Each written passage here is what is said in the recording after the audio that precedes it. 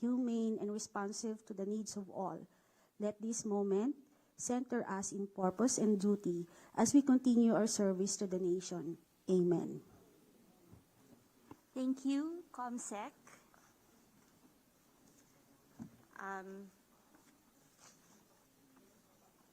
Thank you again for making time to join us this afternoon.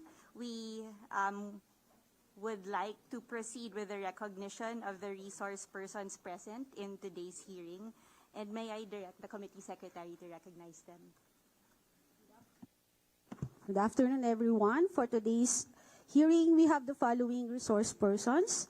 From the Department of Justice Family, we have Regional Prosecutor Grumay June Elmido, Deputy Regional Prosecutor Raul Cristoria, City Prosecutor Sheila Mar Saliganan Abadia, Senior Assistant City Prosecutor Rudy Ricamora Jr. Good afternoon, Your Honor. Good afternoon, colleagues.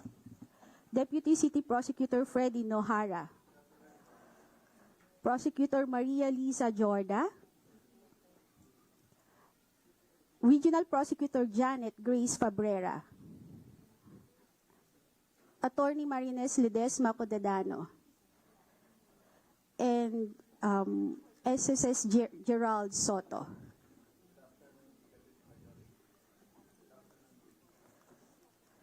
From the University of the Philippines Institute of Government and Law Reform, we have Attorney Linda Malena Hornilla.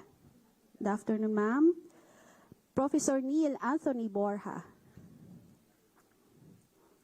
Attorney Vanessa Estigoy. Good afternoon.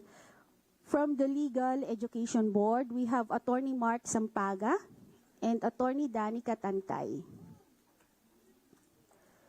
From Ateneo Law Office, we have Attorney Harvey Bilang. From San Beda College of Law, we have Attorney Lian David Juanico.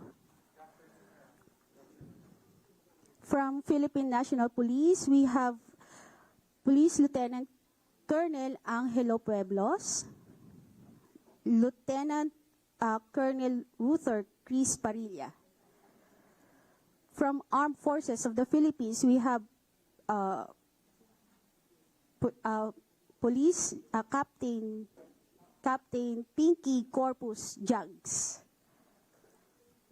From National Bureau of Investigation, we have Attorney Ferdinand M. Levine. From Philippine Coast Guard, we have Lieutenant Commander Conrado Jr. O. Ramos.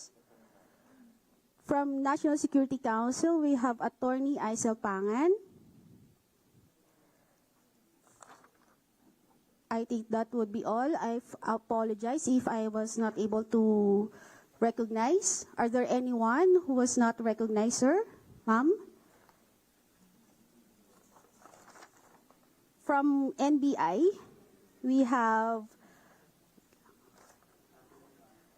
Attorney Abdul Mohamed Torak. Good afternoon, sir. Apologies. Thank you. That will be all, Madam Chair. Thank you, Comsec. Good afternoon, everyone, our esteemed resource persons and all stakeholders present. We are gathered once again for the 12th meeting on the Subcommittee on Penal Laws under the Committee on Revision of Laws as we continue our deliberations on the proposed revision of the Criminal Code. We extend our appreciation to everyone for their continued participation and invaluable inputs. In this sustained held on April 21, we undertook extensive discussions on several key provisions under Book 2, particularly those relating to crimes affecting public order, national security, and fundamental rights. Among the significant matters resolved were the refinement of the provisions on mutiny and qualified mutiny, where the body adopted a clearer definition anchored on an uprising of members of the complement against lawful authority, expanded liability to include conspirators, and identified qualifying circumstances such as the use of force, abandonment of the crew, and the commission of serious crimes. We also deliberated on violation of neutrality, emphasizing the need to balance legislative authority with executive flexibility in foreign affairs, while ensuring that criminal acts are clearly defined by statute. Further, we approved key revisions on hijacking, including the removal of distinctions between foreign and domestic aircraft, and the clarification that the offense applies to both cargo and passenger aircraft. Substantial discussions were likewise held on constitutional safeguards, particularly on delay in the delivery of detained persons, where differing views between law enforcement and law enforcement practicality and protection of individual liberties were carefully weighed, with the matter temporarily set aside for further study. In addition, we adopted or refined several provisions involving violation of dwelling, search and seizure procedures, peaceful assemblies, religious freedoms, and legislative protections, ensuring that these remain aligned with the constitutional principles and current jurisprudence. And with that, we now proceed to the continuation of our deliberations. And as previously scheduled, we will begin today's discussion on rebellion, guided by the matrix that has been provided to all stakeholders. Given the significance of this offense and its far-reaching implications on national security, civil liberties, and the stability of our institutions, we encourage active participation and carefully considered inputs from all present. Let us proceed with the same diligence, clarity, and commitment to principled lawmaking that has guided our previous discussions. Would anybody like to start with comments on Article 133? This is on page 83 of our matrix. Maybe solicit comments from the body. Yes, Prosecutor Horda. The only changes that we have here from the Revised Penal Code, Article 134, and our draft of the DOJ is that we include paragraph 2, the definition of how rebellion is committed to deprive the president. Other than that, Congress, Supreme Court, we also included now the local government units such as provincial, city, or municipal government. And this reflects the reality of the Philippine decentralized structure. Thus, we included the city or municipal government. And also, I think that's the only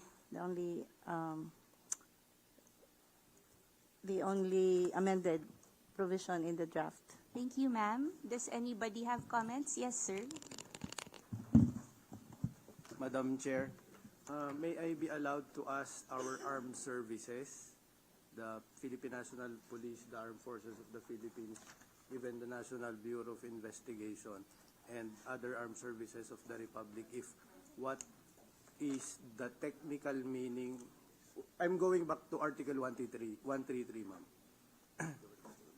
What may I know what their operational meaning of the term arms would be, and how would they, at present, understand the term rising publicly?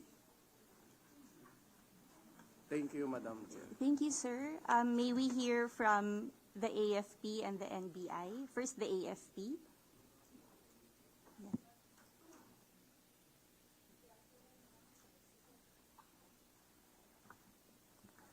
We'll just provide our official comment on this one through. Okay, ma'am. Thank you very much. May we hear from the NBI? Attorney Abdul, Madam Chair. When we talk about, Madam Chair, about the rebellion being committed by rising publicly, we mean it would. It means that we have to see an actual physical struggle against the government, geared towards the removal of its power, especially an attack against the armed forces of the Philippines or any of the law enforcement agencies, Your Honor. Thank you, sir. For moving, just for our records also, prior to providing your comments, we would be grateful if you could also state your name for our record. Thank you. Your Honor. Thank you. Your Honor. Yes, Prosecutor yes, Rica Moreno. yes. May I know if that definition covers hacking also? That would eventually, that would result deprivation of the government insofar as its prerogatives or powers? Maybe hear from NBI. Your Honor, Attorney Taurak from the NBI. Hacking is a means of attacking the government. And today, since there has been changes in our infrastructure, especially in the how we operate today, then possibly artificial intelligence related cyber technology related activities committed by nefarious groups may be interpreted as attack against the government. Thank you, sir. Does anybody else have comments? Your Honor, may we know the idea of PNP? Okay. We'd like to hear from PNP, please.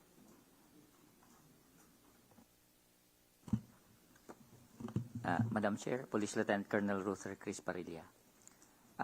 Sa practice po namin sa PNP, actually we do not file rebellion because it is very difficult to prove. That's why we usually use common crimes.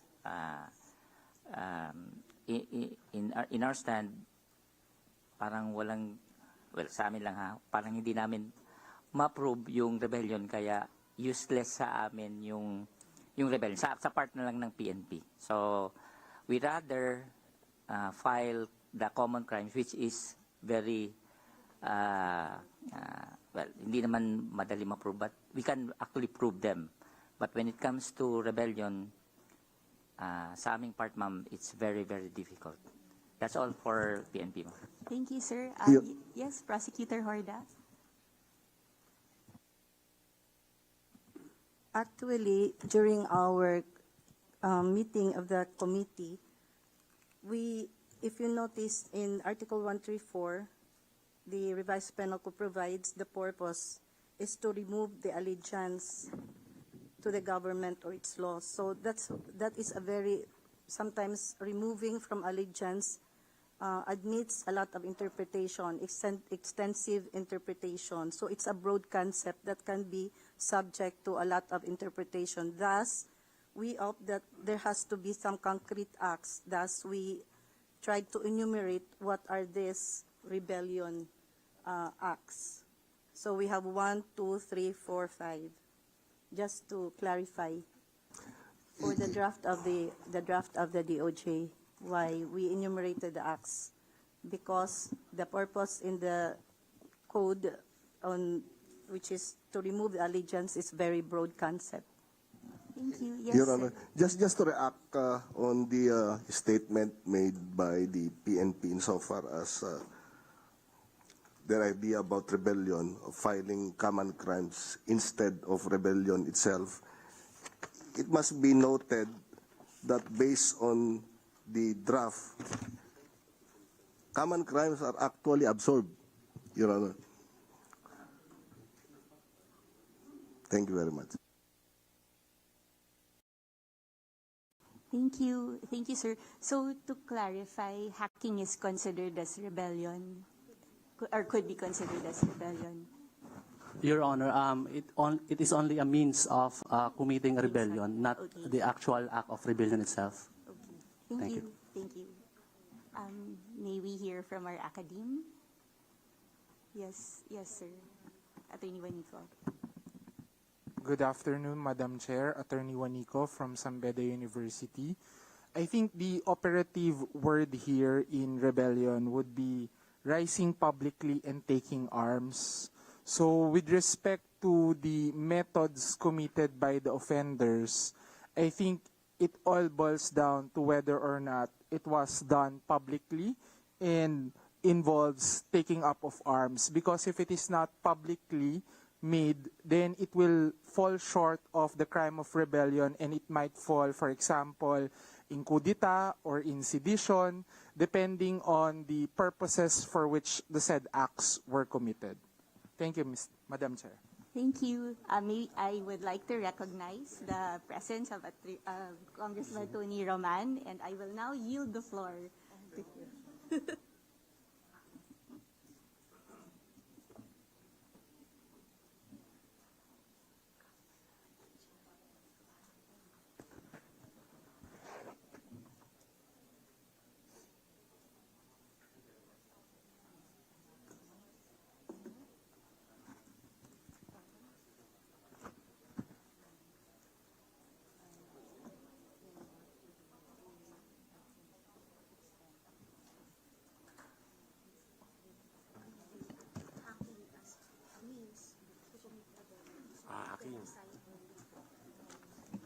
Good afternoon, everyone. We are juggling things, 2 things, 3 things at the same time, so bear with us. I have a committee meeting in a few minutes and the other across, and then we have a rules committee meeting at 2. Just to give you the roadmap and what to expect, at 2 o'clock we'll suspend the hearing momentarily for 2 days. No, for a few minutes. Give us maybe at most 30 minutes, perhaps. So you can avail of the 30 minutes for bathroom breaks, and then we will resume thereafter. So to pick up where Congresswoman Ana left off, we are on Article 134 on insurrection. In particular, I was told rebellion, and the issue is hacking as a means to commit rebellion. Mr. Chair. May we hear Mr. comments? Mr. Chair. Dr. Paul. Deputy Regional Prosecutor Raul Cristoria, Mr. Chair. Yes, you're recognized. Thank you. Thank you, Mr. Chair. The point of the professor from San Beda is very enlightening. There might be a problem considering hacking because of the requirement of committing the crime publicly, and it should involve the taking up of arms. Hacking might be done secretly. The commission of crime cannot be considered if it is a mere silent conspiracy or if it is something that is not made public.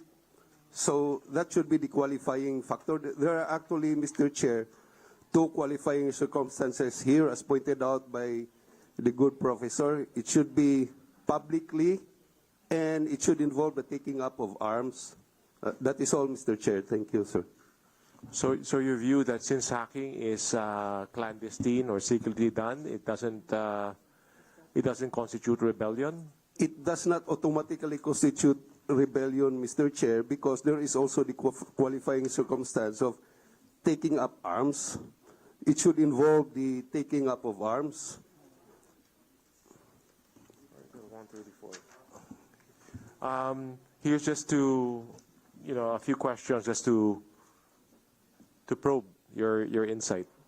What if the hacking is done in furtherance of the rebellion? Not necessarily rebellion will be the resulting crime, Mr. Chair, because it should qualify as being done publicly, and it should be done involving the taking up of arms. If it is merely hacking and there is no evidence that the perpetrators who must be identified have actually taken up arms in furtherance of their purpose, then that cannot qualify under the proposal. That cannot qualify as rebellion, Mr. Chair. What if they conspired to commit rebellion? Yes. And that as part of the conspiracy, the overt act is hacking. And if it does not involve the taking up of arms, that would not qualify under the present requirements of the crime under Article 133, Mr. Chair. But in conspiracy, you incur the liability of the principal. So that if the principal takes up arms and you contribute to the conspiracy by hacking, then you would be liable for conspiracy as a member of the conspiracy. Yes, I agree, Mr. Chair, but the conspiracy must not be secretly done. It must not be a silent conspiracy. That is what the law under this provision requires. The term is publicly. But if the conspiracy, the overt act is actually is the hacking. That could be the overt act, correct? And then, in furtherance of the rebellion, perhaps may we hear from, in the order of age, sino ba mas bata sa inyo? Palagay ko si Professor Neil Borja mas bata. Tama ba? You're recognized. Thank you, Your Honor. Professor Borja from UP-IGLR and also representing De La Salle University's School of Law. Your Honor, I agree with Deputy Prosecutor Raul Cristoria's position that it may be quite difficult to establish, the burden of proof, burden of evidence that the prosecution has to provide would be quite challenging if we allow hacking as one of the overt acts of committing rebellion, because it's quite too implausible to publicly rise using ICT or information communications and technology. Still, I think that the DOJ also included a provision on cybercrimes here. So in any case, as you have demonstrated, Your Honor, that even if there was hacking involved, but it was done in furtherance of rebellion, since rebellion, after all, is a political crime, it is impelled by a political motive, then we could seek refuge on the cybercrime provisions that were added by the DOJ, Your Honor. I also want to take this opportunity to perhaps seek clarity on some of the changes in the bill. I appreciate the stand of the DOJ providing a lot of items, 5 items, in order to provide any of the purposes, okay, to achieve the goal of rebellion. But I noticed here that there were some changes in language that maybe they have something in mind. Okay. First would be in the second paragraph, to deprive the president. Previously, what was used in the old law is in the exercise of their powers. And then it was replaced with any of their powers. I just want to see clarity on this. Second, on the 5th paragraph, okay, previously the naval forces were included, and now it was dispensed with, focusing merely on armed forces. Okay, so does this mean that we're going to treat our naval forces as part of the armed forces? Is that what is in mind of the body here or the committee? And then finally, we have here unit of the armed forces.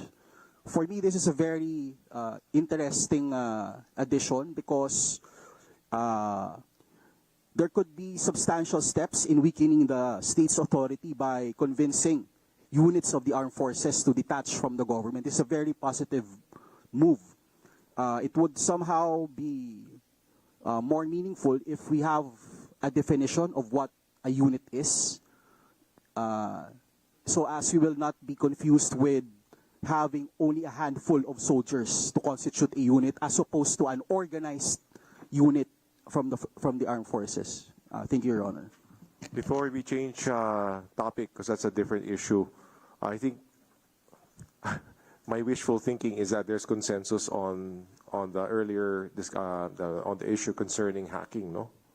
That since it is independently and separately punished, then it's not, hacking in itself does not constitute rebellion, unless you're a member of a conspiracy, in which case you incur the liability of the principals. Okay, we're clear on that. I like moving on.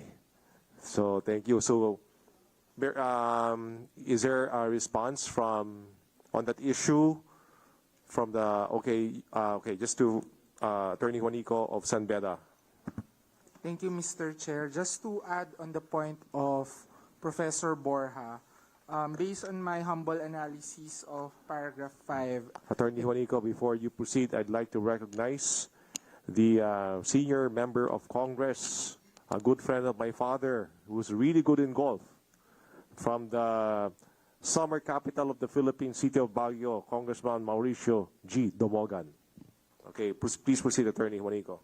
Thank you, Mr. Chair. So just to add on the points of Professor Borja earlier, based on my humble analysis of paragraph 5, I think it is redundant, Mr. Chair, considering that it is already covered by paragraph 2, considering that the President of the Republic of the Philippines, one of the powers or prerogatives of the President is to be the Commander-in-Chief of the Armed Forces of the Philippines. And second point, Mr. Chair, why just limit it to the Armed Forces of the Philippines? How about the other offices, like for example, our colleagues from the PCG, Coast Guard, we also have PNP here. So why just limit it to the Armed Forces of the Philippines? That would be all, Mr. Chair. Thank you. Can we hear from Lieutenant Commander Ramos? Good afternoon, Mr. Chair. Lieutenant Commander Ramos from Coast Guard Legal Service. We would like to clarify the use of the word armed forces to inform everybody. The Philippine National Police, the word armed forces does not specifically pertains to the armed forces of the Philippines, Mr. Chair. The armed forces covers the three armed forces that we have right now, which includes the AFP, the Philippine National Police, and the Philippine Coast Guard. The PCG is the third branch, considered third armed force in the country. So the use of the word armed forces covers the three forces that we have right now, sir. So that clarification is helpful, I believe. No, that's helpful. It's used in a in a loose sense, no, not in a proper sense. So, however, we still need clarification on unit.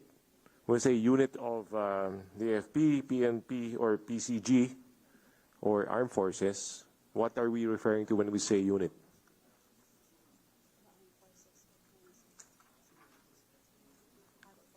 Is a group of, if it's more than one, is that a unit?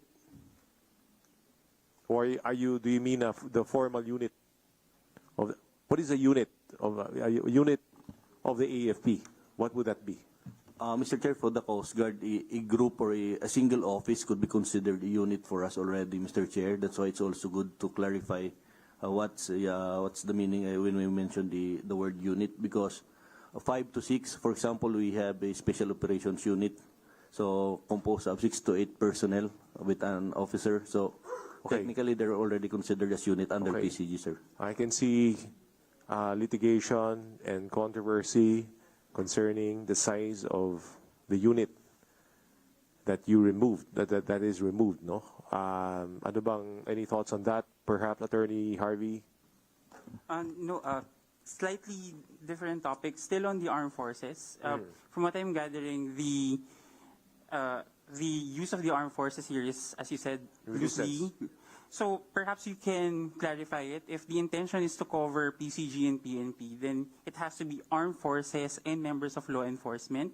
If I'm reading this, I'm only thinking about the 3 branches covered by the armed forces. Correct. I think it's better, now that we have that clarification, to reflect the clarification expressly in the revised text.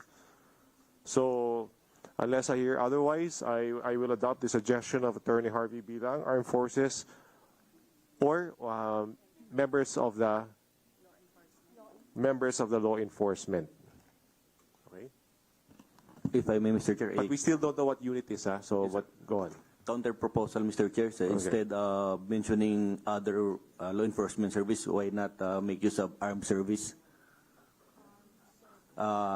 This will cover the three armed forces. The word armed services will cover the three armed forces that we have right now, Mr. Chair. You meaning the AFP, the PNP, and the PCG? Yes, Mr. Chair.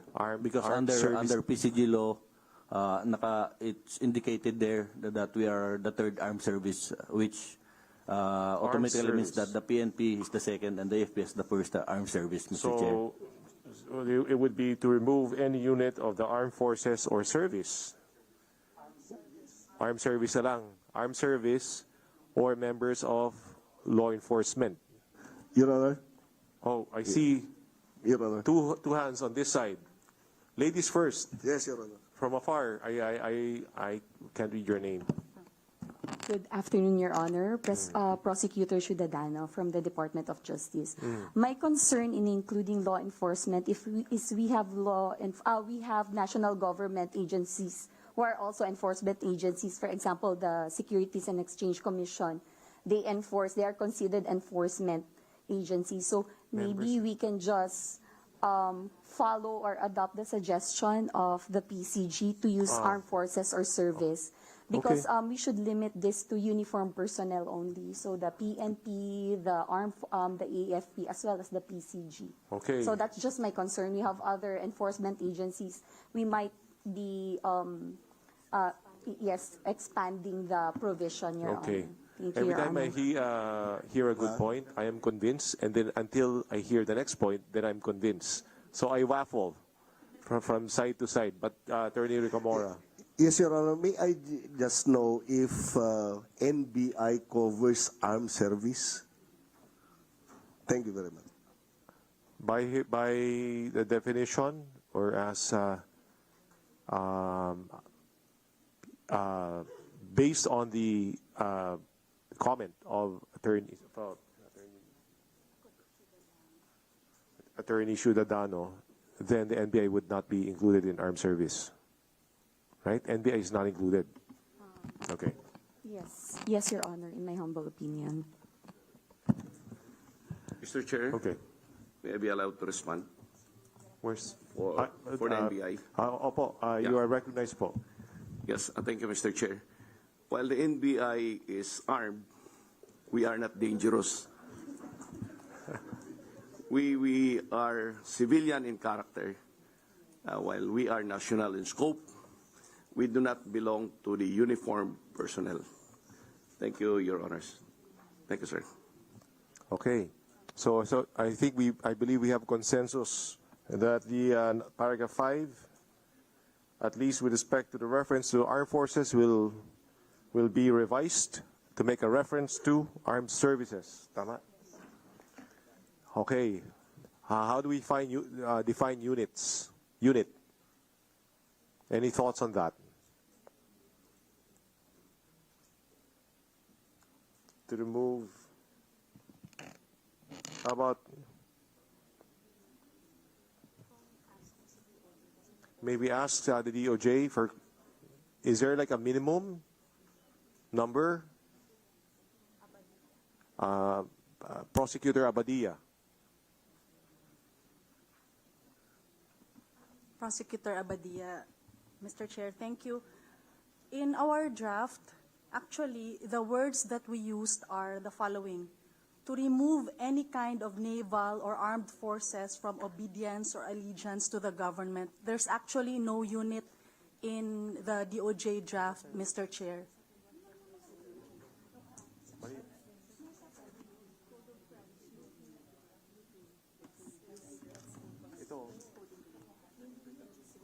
Mr. Chair, I'm informed by my fellow prosecutors that the word unit was the DOJ draft added by the DOJ. The DOJ legal, which is not represented this afternoon, Mr. Chair. The UP proposal, or the proposal under House Bill 4374 and 5446, is the one that you read, to remove any kind of naval or armed forces from obedience or allegiance to the government. But the DOJ, proposes to remove any unit of the armed services from allegiance to the government or its laws. So I try to get clarification on, unless you have shifted your allegiance to UP, the UP version. Mr. Chair, What do you mean by unit? May we just Confer. remove the word unit? So what would be the direct object of the verb remove? This is like a grammar class, no? Huh? Object, direct object, and indirect object. Direct object of remove. Our suggestion, How Mr. about Chair, members is instead of any unit? To remove members of the armed services from allegiance to the government or the laws. our suggestion, Mr. Chair, is to remove any kind of naval or armed forces from obedience or allegiance to the government. That was our suggestion. You like the UP version? Yes, Mr. Chair. Because when we were deliberating on it, we adopted the UP version with a few changes, Mr. Chair. Okay. So if we adopted the UP version, number 5, it would read, with the discussion we've had so far, to remove any kind of naval or armed services. Actually, you should take out naval. Any kind of armed services from obedience or allegiance to the government. Is that acceptable to all? Adopted. Should I bang the gavel?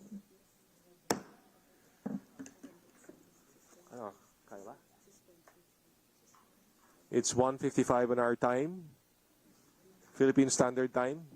So we will suspend consideration. Just give us a few minutes, not more than 30 minutes, and we'll be back for more. Thank you.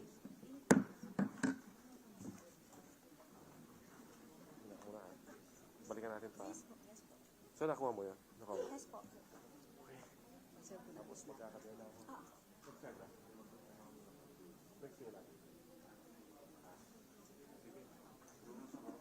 Sige po. Dito lang din. Yes, ma'am.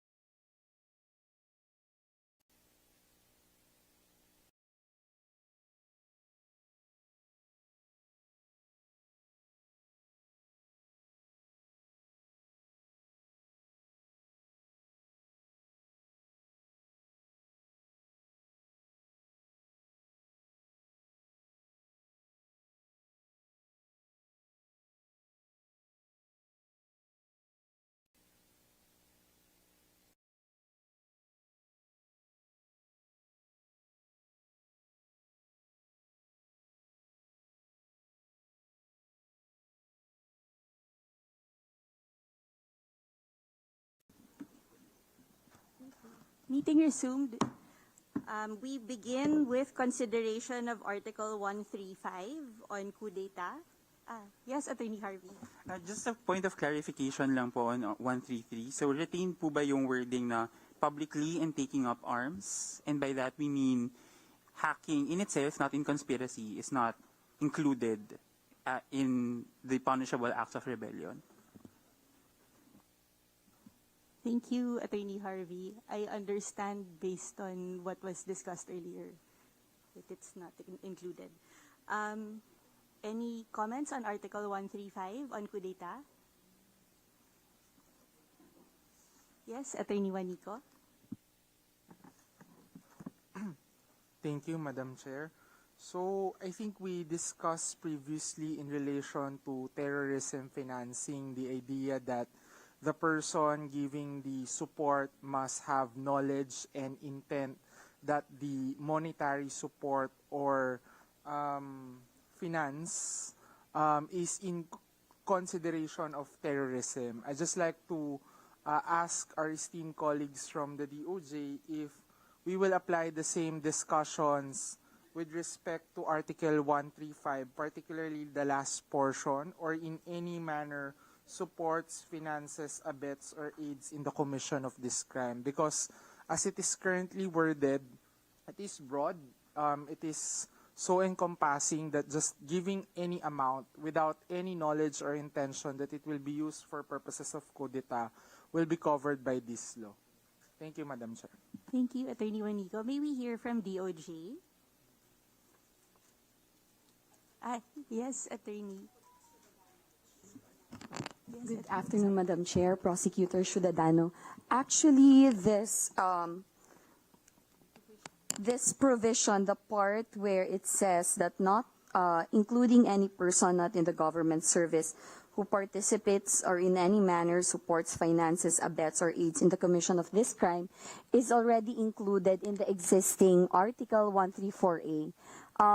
This is because this Article 134A of the existing Revised Penal Code has been amended by RA 6968.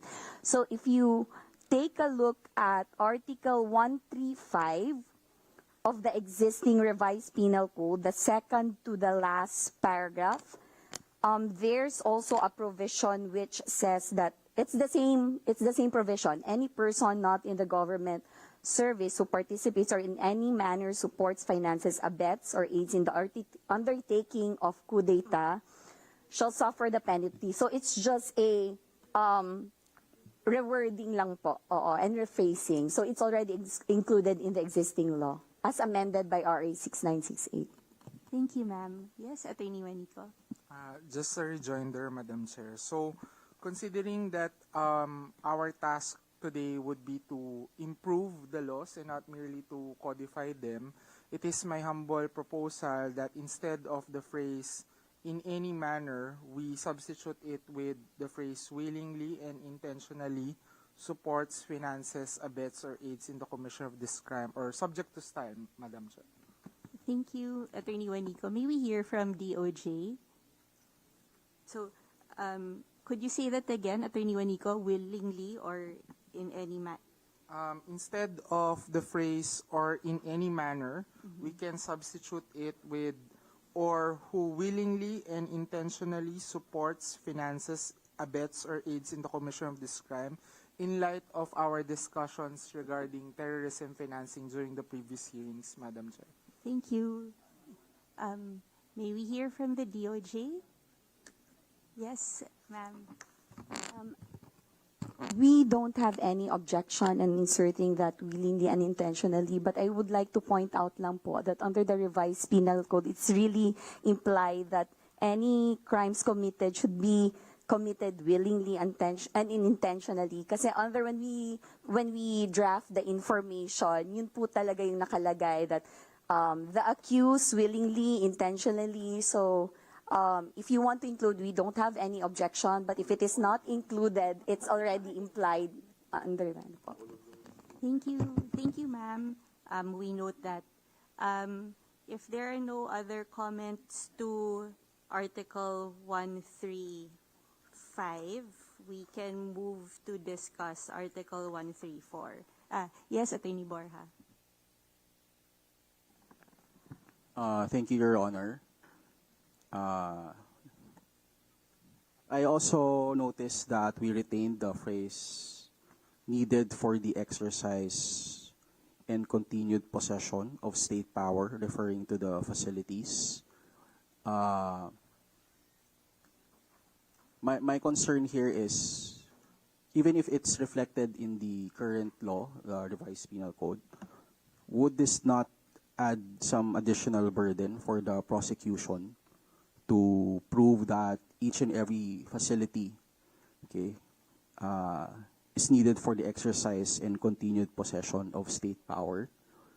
Or can we simplify things by just saying that, or other similar facilities, so that and then we will just allow the Supreme Court to interpret or provide some examples, since it's very clear that coup d'etat is, the intention of the coup d'etat is to diminish state power. Okay, again, my concern is, will the prosecution not have a hard time to even prove another element with respect to the facility, assuming that it is not a military installation and so on? Thank you. Thank you, Attorney Borja. Yes, sir. Madam Vice Chair, may we know from, may we be allowed to ask from the AFP, the armed services, if they are willing to maintain that coup d'etat is considered as mala in se and not mala prohibita, or are they willing to change the nature of the crime as mala prohibita rather than mala in se? Kasi, Madam Vice Chair, may intention na pinapadagdag eh. Thank you, sir. To clarify also, because this, we would be grateful to hear from, well, the AFP in this regard, but also I have another question in relation to this. When you're speaking of facilities that have to do with continued possession of state power, are we also talking about critical infrastructure? And is that also why we need to prove that it's critical infrastructure? So first, if we could hear from, yes, ma'am, and then before we hear from AFP. Madam Chair, if we may revise, make some revisions, because in the discussion of our committee, this is our original proposal was actually public utilities or other critical facilities essential for governance or the exercise of state power. So that's actually our proposal, instead of retaining the phrase need other facilities needed for the exercise and continued possession of state power. So if the body is amenable, we'd like to propose our original wording for that, for this particular article. Thank you, ma'am. Sorry, could you repeat that? Other critical facilities. Public utilities or other critical facilities essential for governance or the exercise of state power. Thank you. Thank you, ma'am. May we hear from the AFP also? Yes, ma'am. Good afternoon, Madam Chair. To answer the question of Sir from the DOJ, we'll submit our official statement once our position paper is approved. Thank you. Thank you, ma'am. So we will wait. We can park this issue first and then revisit it later on once we have the AFP's position paper on Malainse. But yes, sir. Did you want Madam Chair, Lieutenant Mardy Turita from the Philippine Coast Guard. As to whether the option of whether mala inse or mala prohibita as to the crime codita, for the Philippine Coast Guard, Madam Chair, I think for law enforcement, and for purposes of establishing evidence, we suggest that we retain mala prohibita for kudita. As to the enumeration mentioned by the DOJ, Madam Chair, we adopt the enumeration with the qualification, Madam Chair. After the word public facilities, I think critical facilities, or we add, just a suggestion, we add critical facilities or infrastructure. Thank you. Thank Yes, you, sir. Madam yes, Chair. The DOJ. Yes. Just by way of, thank you, Madam Chair. Just by way of comment, Codita is a direct threat to the very existence of the state. I think it is inherently wrong. It cannot be mala prohibita. That is all, Madam Chair. Thank you. Thank you. We note that comment as well. Yes, maybe hear from Attorney Harvey. Just to add to that also, the provision states that the act shall be for the purpose of seizing or diminishing state power. So that qualifier purpose is essentially the mental element of it. So it's necessarily mala in se. Also in light of the fact that we are punishing it with reclusion perpetua. Again, let's do away with punishing mala prohibita, quote unquote, with unnecessarily long penalties. Thank you. Thank you, Attorney Harvey. Yes, Prosecutor Horda. Thank you, Madam Chair. I would agree with the good gentleman to add also critical infrastructure other than critical facilities or infrastructure, because it is a fact that also our financial system in a data could be attacked. So that would cover the enumerations here that would include critical facilities or infrastructure. Thank you very much, ma'am. So if there are no further comments, we can move to Article 134. Any comments on Article 134 on the penalty for rebellion?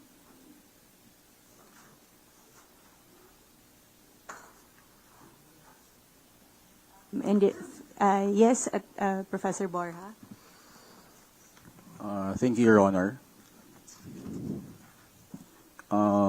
May I suggest that the last paragraph of other crimes committed in connection or in furtherance of rebellion be further qualified, since when we talk about other crimes here, it may even include crimes that are not politically motivated or not in line with the political objectives of the group, okay, in order to pursue overthrowing the government.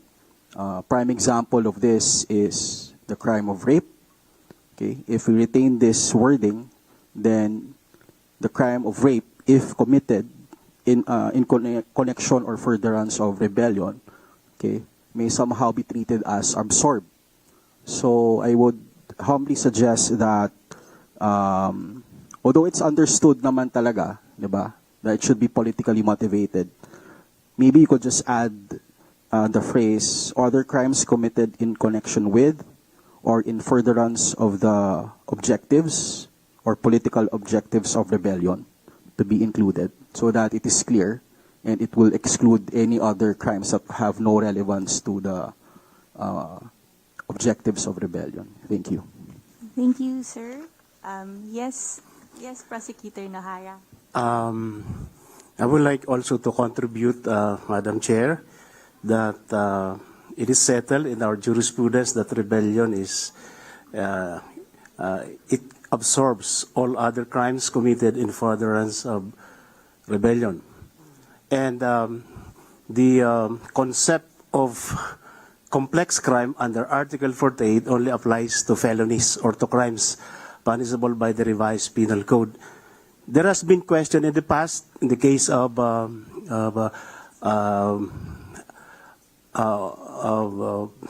Judge Panga, whether or not crimes punishable by special penal laws can be absorbed rebellion. So the Supreme Court had difficulty in resolving that because they could not apply Article 48 in that case. But this is also the case of Enrile versus Judge Omar, that Enrile cannot be, rebellion cannot absorb obstruction of justice. That's why I am proposing that even if the crime is punishable by special penal laws, it is deemed absorbed in the crime of rebellion. So, because we are now enhancing this and using jurisprudence set by the Supreme Court in the past, we should be clear that even if a crime is punishable by a special penal law, it is deemed absorbed. Thank you, Madam Chair. Thank you. Prosecutor Nahara, so to further clarify, it would be any crime committed? Yes, any crime, if the crime, it is punishable by a special penal law. So, because we are just using the generic word crimes here. So, the crime is defined by the Criminal Code in Article 3 as in lieu of felony. So, I may suggest that even if a crime is punishable by special penal law, as long as if it is committed in furtherance, that should be deemed absorbed. I'm referring to the case of Misolas versus Judge Panga and Omar versus Enrile versus Judge Omar Atayon. Thank you. Thank you. So, Prosecutor Nahara, to clarify also, it would still have to circle back to the purpose for which. Yes, Madam Chair. That's Right, what so that's Attorney the Bora had necessary earlier expounded. Thank you. Thank you. Any other comments? Yes, sir. Madam Vice Chair, as to the absorption of the other crimes, the Office of the Solicitor General, Madam Chair, as counsel for the DND, AFP, PNP, during years ago, during around discussion on the absorption of those crimes, then the position of the AFP was that it would be unfair for the victims, especially may isang case po kasi one of the officers was killed, including ata yung daughter niya who was also raped by the rebels, pero ang sabi ng court, they are deemed absorbed. So yun po yung mga issues with our armed services, kung i-absorb, if it would still be the policy of the state to absorb those crimes that are not really in furtherance of their causes. Thank you. May we hear from the National Security Council? Thank you, Madam Chair. May I be allowed to speak po in behalf of NICA because our good colleague from NICA or National Intelligence Coordinating Agency is not here, Attorney May Arcillas. Okay. So, for NICA, it is their position that they want to remove the last paragraph of Article 134 because currently, even though this paragraph is not explicitly provided under our revised penal code, the tendency of our law enforcement agencies is to file ordinary or common criminal cases against perpetrators so they won't be tied to just one case. However, when only common crimes are filed, it tends to dilute the gravity of the offense.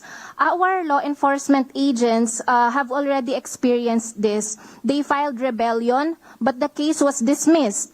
No other charges were filed, and as a result, the accused were released and were able to rejoin their group.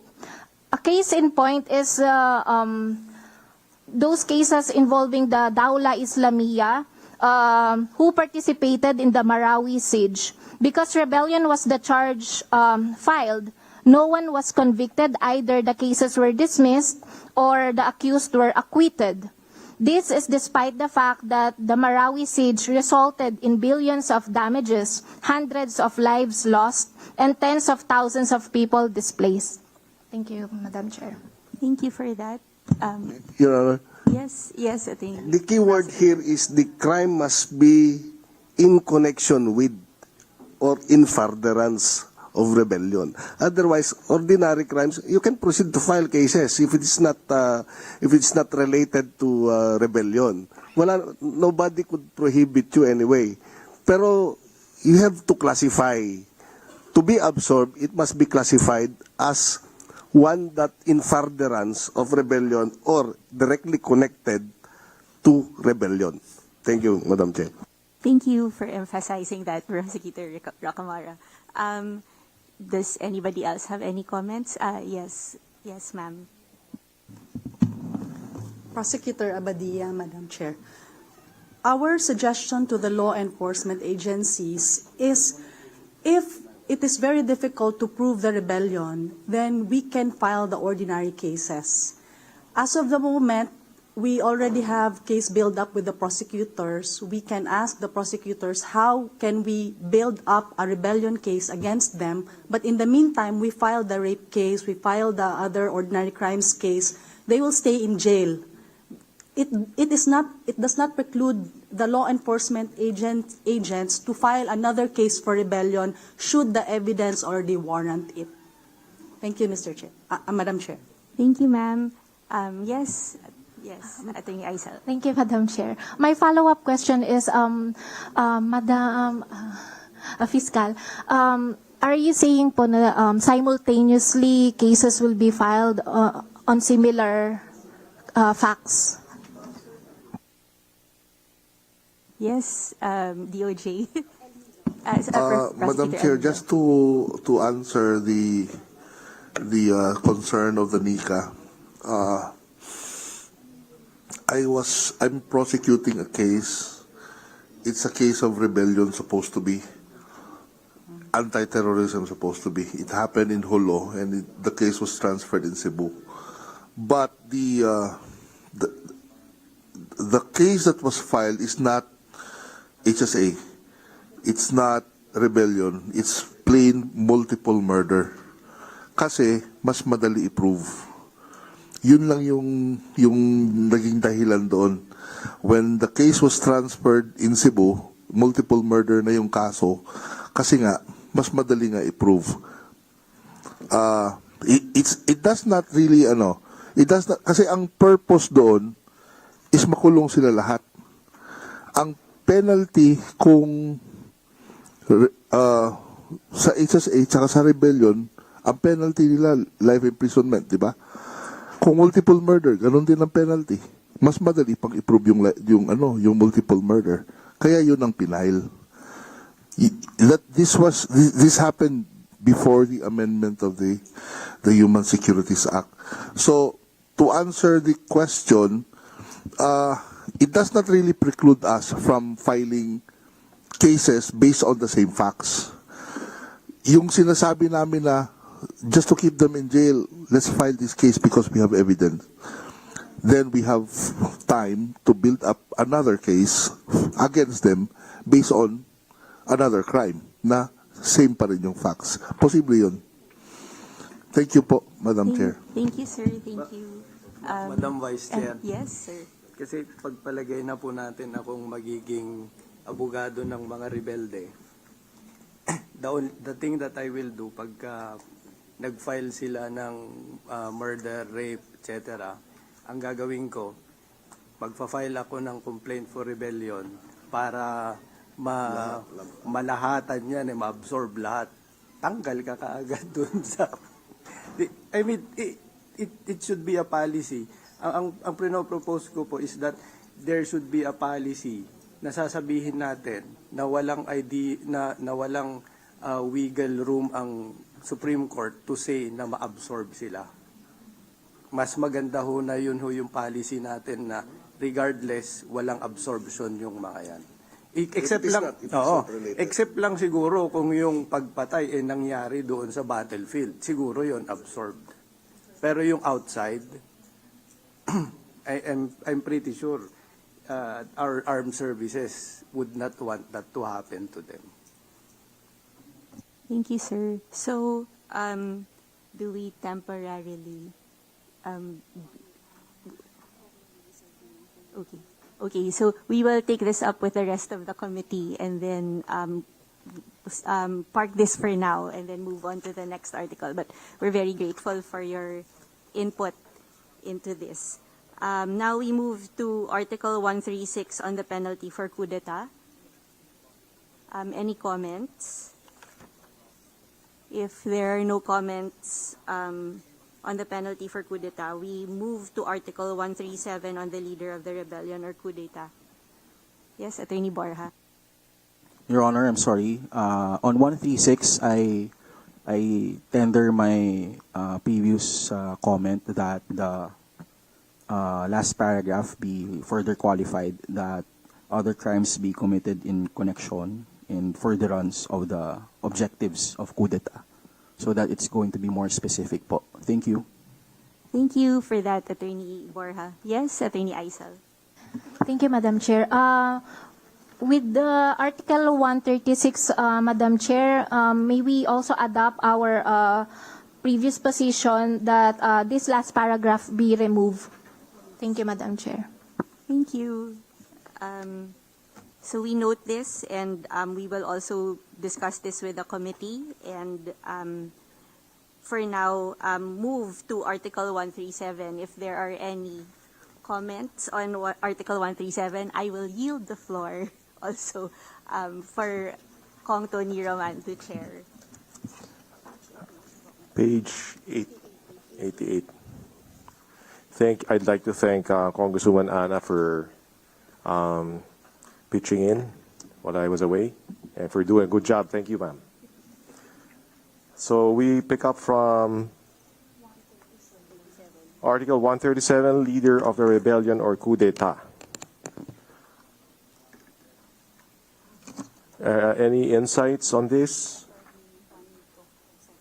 Attorney Juanico from San Beda, you're recognized. Thank you, Mr. Chair. Now I understand that this provision is just a copy-paste from the existing law that we have, but it is my humble proposal and submission to improve it in the sense that instead of the phrase shall be deemed a leader, perhaps we can use a better phraseology or wording similar to our existing laws wherein it only establishes for prima facie evidence, such that there will be a shifting of the burden so that the accused will now have an opportunity to rebut and be given a day in court to prove that he is not the leader, and that he was just someone who merely signed or spoke on behalf of the said group. So instead of shall be deemed a leader, it is my proposal, Mr. Chair, that shall be considered as prima facie evidence of being a leader of such rebellion or coup d'etat. That would be all, Mr. Chair. Any comments or response from the DOJ? Your Honor, there is no problem on us. Okay, so that the suggestion of Attorney Juanico is adopted.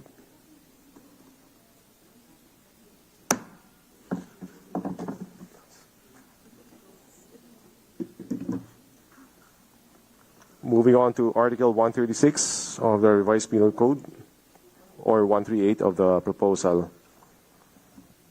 So this concerns conspiracy and proposal to commit rebellion.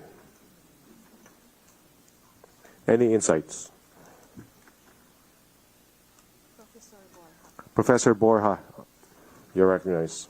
Thank you, Your Honor. I want to make our continuing suggestion when it comes to crimes that involve conspiracy and proposal to commit a crime, that it should be included in the provision that there's a definition, okay, on how the crime is being committed. And I recall that in the previous sessions we have agreed to include an additional definition for every crime. Thank you. So your proposal, Professor Borja, is to include a definition for this crime? For the crime of conspiracy and conspiracy to commit rebellion, conspiracy to commit sedition, proposal to commit sedition. Okay, I was not present when we discussed conspiracy in Book 1, I believe. That's part of Book 1. And I think that conspiracy is defined already in Book 1. So why is there a need to include a definition here when conspiracy is defined earlier? I understand, Your Honor. Thank you for that. This is to avoid any confusion that the concept of conspiracy takes in the form of two ways. One is a means to incur criminal liability, which is found in Book 1. And in Book 2, there's no such definition of how conspiracy is as a felony. So it will be very helpful for our prosecutors and legislators to simply include a provision on how a conspiracy to commit a crime is a felony for every crime that's found in Book 2. Thank you. Any response from the DOJ? Professor Yes, Freddy. Your Honor. I think I know where Attorney Borja is coming from, but I think there's no need for us to define what is criminal conspiracy and proposal to commit crime is. We have an abundance of jurisprudence to that effect, that if two or more persons have come to an agreement regarding the commission of felony, that is conspiracy already, Your Honor. If we are going to define it, mukhang mahirap, lahat na lang ng conspiracy sa criminal code will be treated as such. So I believe we are guided by the existing jurisprudence on how conspiracy or proposal to commit crime is all about, Your Honor. Thank you. So the good professor is actually of the view that it's redundant because it's already defined in Book 1. Attorney Harvey. With regard to conspiracy, yes, since it's already been defined in Book 1, I tend to agree. But for proposal, there's no definition of what that includes. In previous sections of proposal to commit, I think treason, there's already a manifestation to define what proposal entails. So I suggest to adopt the same here. Thank you. Okay, so do you agree? Do we agree that we should define what proposal to commit rebellion is?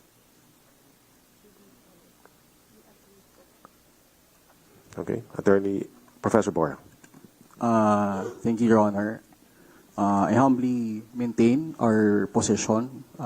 It was actually the position of Prof. Dan Kalika, and we had a consensus on behalf of the UP-IGLR because, again, even if it's very clear in jurisprudence what constitutes conspiracy, in Book 1, it's a means of incurring criminal liability wherein mere agreement and decision to commit the crime would be enough to establish conspiracy. Plus an overt act. Overt act would now be on the crime, Your Honor. Yeah, mere agreement is not a crime unless there's overt act. Am I right? Yes. Okay. So that in itself makes it more distinct as a crime. Conspiracy as a means of incurring criminal liability, agreement, and decision would be enough. But as a crime, we need to define it because we need to provide overt acts for that. Your Honor, I do not agree. I don't agree with Attorney Borja that there is a need for an overt act to be committed in conspiracy as a crime. Conspiracy as a crime need not. The offender did not perform an overt act. Mere conspiracy or proposal is enough to constitute a crime. And why are we going to define it since the Book 1 of the Revised Penal Code has already defined what is conspiracy and what is proposal? It's redundant, Your Honor, with due respect. Let's do a fact check. Was proposal in fact defined earlier in Book 1? Yes, a proposal when a person who has decided to commit a crime has proposes it to another person. So that's the definition of proposal, Your Honor, please. Meron kayong RPC. Ito pala. Hanap mo sa akin conspiracy. Ito.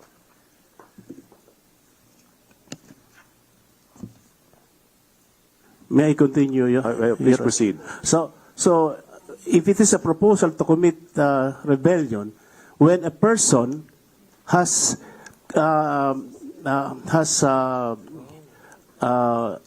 decided to commit rebellion and he proposes its execution to another, that is proposal to commit rebellion, Your Honor. So it's already a crime. So we don't have to ascertain any overt act because if an overt act is committed, that will constitute rebellion. No longer conspiracy or proposal, Your Honor. Having fact-checked, I note that in Article 8 of the proposed version, or Article 8 of the RPC, conspiracy and proposal have been defined. So, nandito po, let me read for the record, so everybody's on the same page. Article 8 of the draft reads, conspiracy and proposal to commit crime. Conspiracy and proposal to commit crime are punishable only in the cases in which the law especially provides a penalty therefore, as here. Okay. Conspiracy exists when two or more persons come to an agreement concerning the commission of a crime and decide to commit it. There is a proposal when the person who has decided to commit a crime proposes its execution to some other person or persons. So mukhang my personal take, so as not to move things along and indulge this issue is I personally find it redundant. Okay, so we are adopting. Now, any comments on other aspects of this of Article 138? Perhaps on the penalties. Any comment there?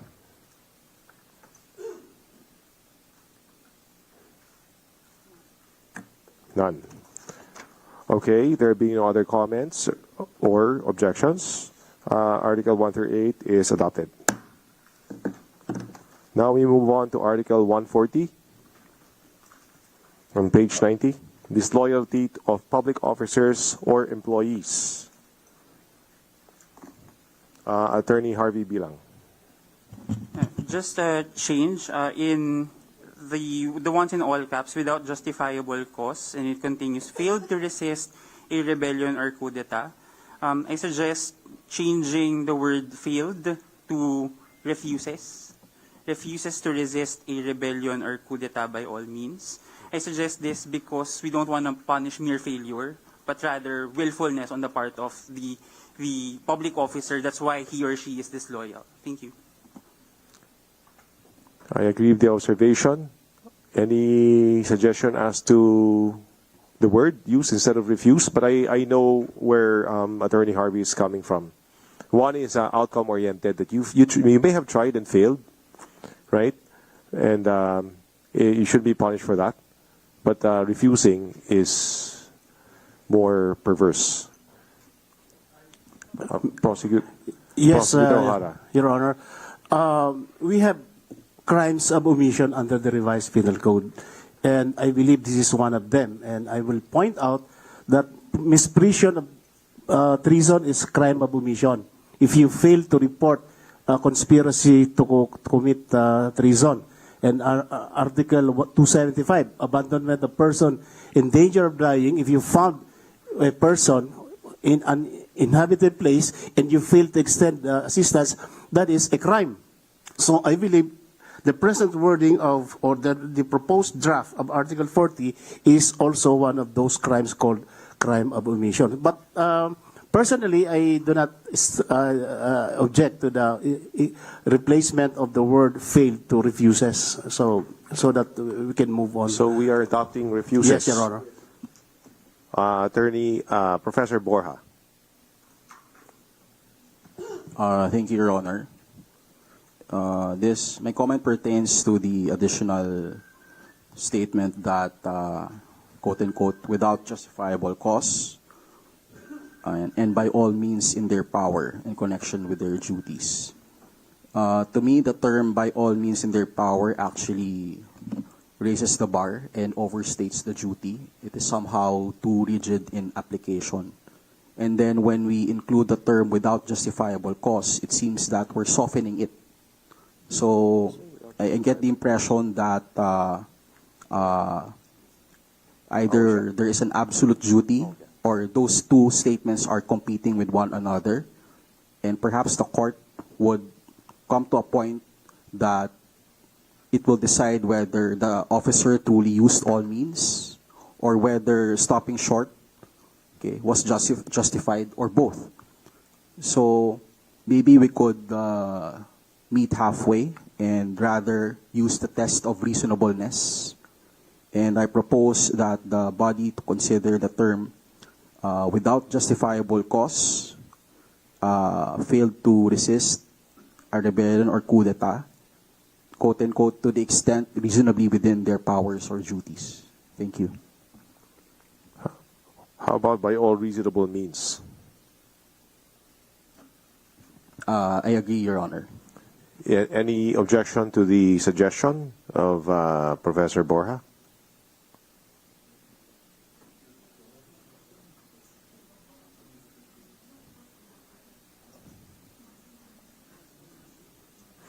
If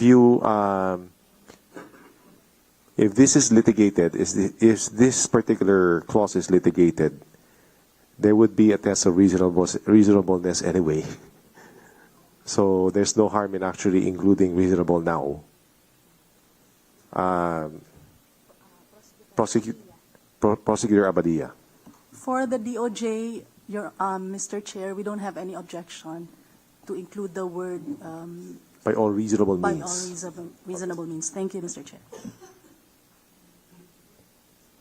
And no objection as well to the earlier proposal to change failed to refuses. Oh, actually past tense yun, no? Who refused, no? Okay. Any other insights, comments? Oh, Attorney Pangan. Thank you, Mr. Chair. Just a question po. Why did we remove, I'm sorry, why did we include coup d'etat? Because in the original text, failed to resist a rebellion only, and this time we also include coup d'etat. So I just want to know. Prosecutor. On behalf of DOJ, I will answer the good question, Attorney Pangan. Because the original text of this provision doesn't include CODITA, simply because CODITA was just an additional, it was just an amended, it was introduced by amendment. So that's why the original text did not include CODITA. But now, since CODITA is now in place as one of the crimes punishable by the Revised Penal Code, it is parang magkapatid yan eh. Rebellion and CODITA, in-include na namin dito sa draft. Thank you. Okay. Any other insights, comments? There being none, Article 140 is adopted as amended. Moving on to Article 141, inciting to rebellion or coup d'etat. Any insights, comments? Attorney Juanico. Mr. Chair, same comment earlier.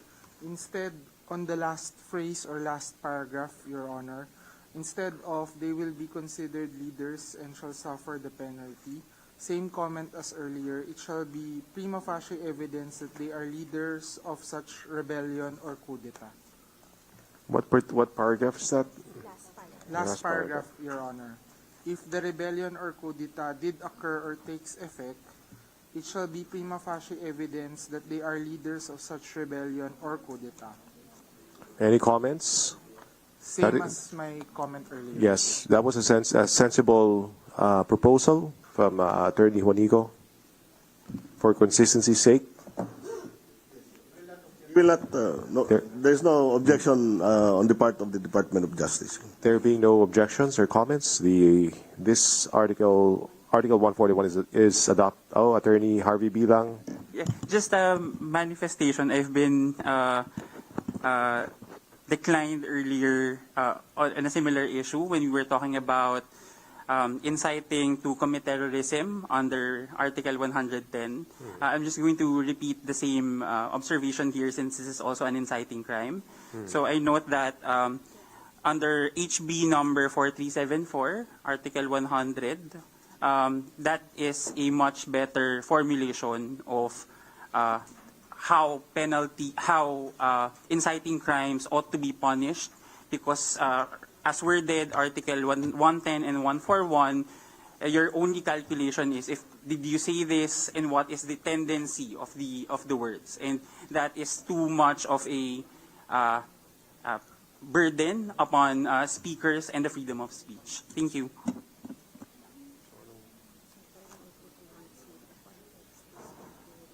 All of that criteria, indicators. Yeah, have we adopted this? Yeah.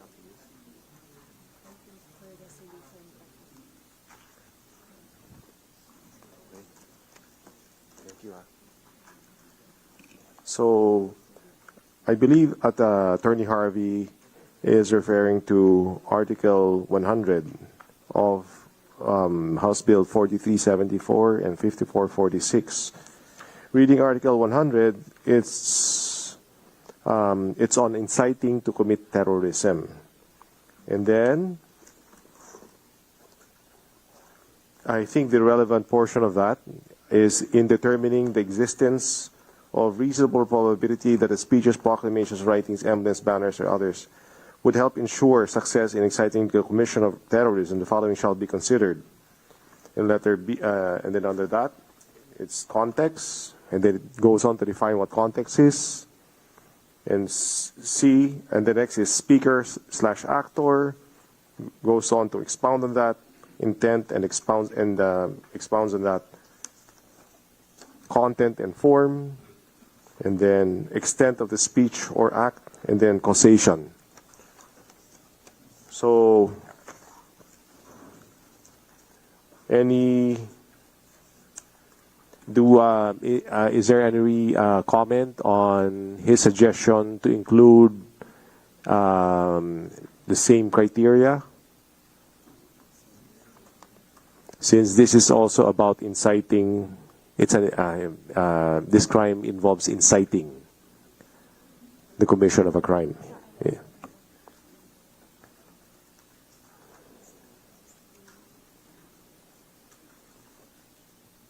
Was that taken up? Was that adopted? Yes, it was taken up and it wasn't adopted. It wasn't adopted. I Okay. made the same suggestion, so I'm just making it on record that I'm making the same. Thank you. Prosecutor Abadia. Your Honor, the DOJ believes for us to be consistent, we can also adopt it for the terrorism. Inciting to It was not adopted previously. incite the prima facie evidence. No, I'm sorry. applying a criteria. So it's basically saying that here, with respect to being a leader, the proposal of Attorney Bilang, to paraphrase, is to have indicators, certain categories. Look at certain categories like who's saying it, what was said,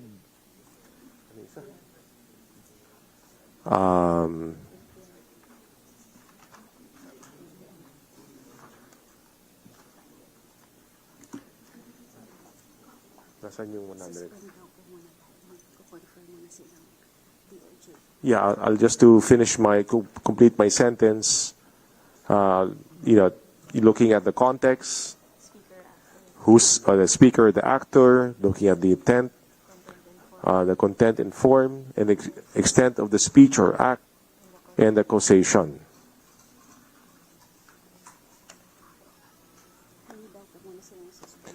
Do you need more time to confer?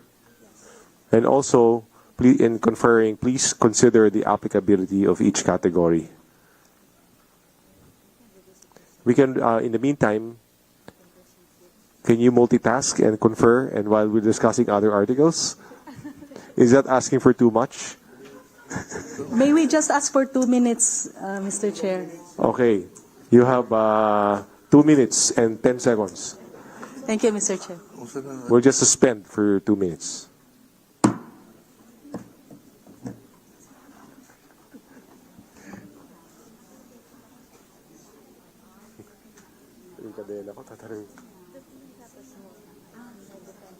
I did this. My sponsorship. I paraphrase it. I never just I adopt and then I highlight certain things. Chair, kasi po, magkahiwalay ang DOJ, legal ng loob ng DOJ.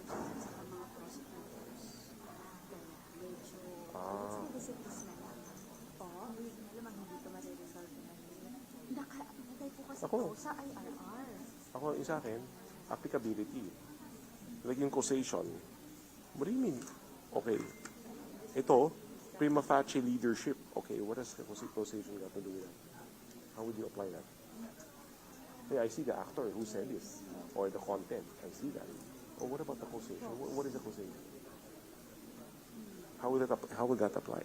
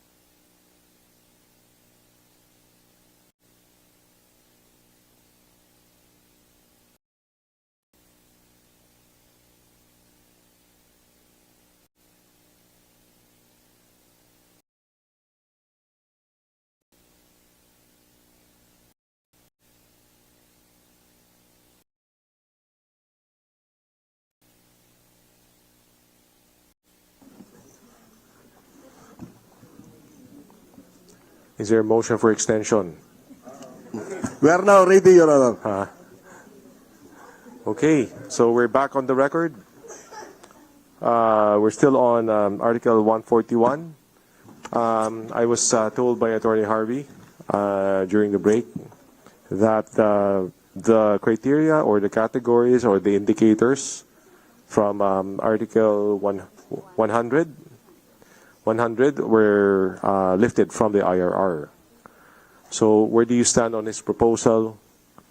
And also, Attorney Harvey, after your response, will propose a language, like if we adopt it, how this would be reflected in the Article 141. But let's hear from Prosecutor Abadia. Thank you, Mr. Chair. After our caucus, we decided that we will just maintain the Article 110 as worded and adopted during the hearing. We do not intend to include the enumeration as stated in HB numbers 4374 and 5446 to be included in the draft and hence not be considered also for inciting to rebellion. State it one more time, short and sweet. I'm sorry, Mr. Chair. We adopt the Article 110 per HB number 7142 and 7206. We do not intend to adopt the enumeration stated in HB numbers 4374 and 5446. Ma'am, nako-confuse po ako sa numbers. I'm sorry. No, we're talking about Article 141, and this is what we're amending is Article 141. Okay. All right.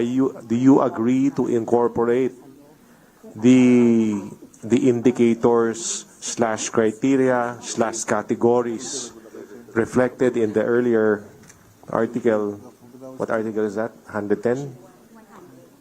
Article 100.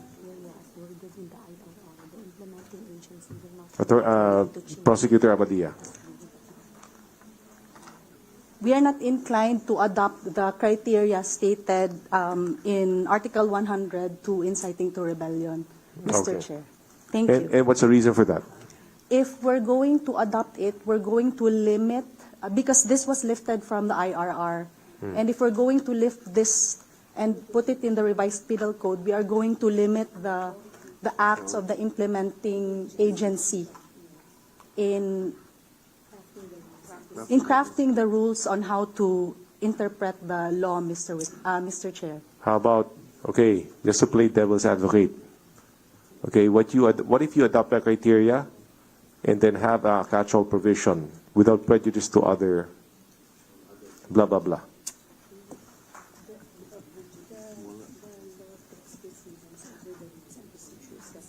The law takes precedence over the rules, Mr. Chair. Yeah. So the question is, yeah, that's why we're making the law. And the proposal of Attorney Harvey Bilang is to include the rules in the law so that the rules will become the law. We believe, Your Honor, that if we state all the criteria in the law itself, then Ihusem generis. something like that, Mr. Chair. That's why what if we ihusem generis but we provide a catch-all provision? In such other circumstances as maybe... Then we have to make another law. Point of clarification, Mr. Chair. We include the criteria and then we include a catch-all provision. Yeah, I'm asking if you're amenable to that. No.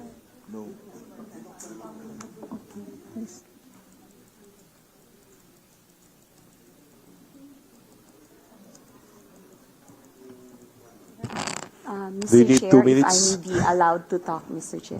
Please proceed. Please identify yourself. I'm Mr. challenged. Chair, I'm Prosecutor Ciudadano from the Department Okay. of Justice.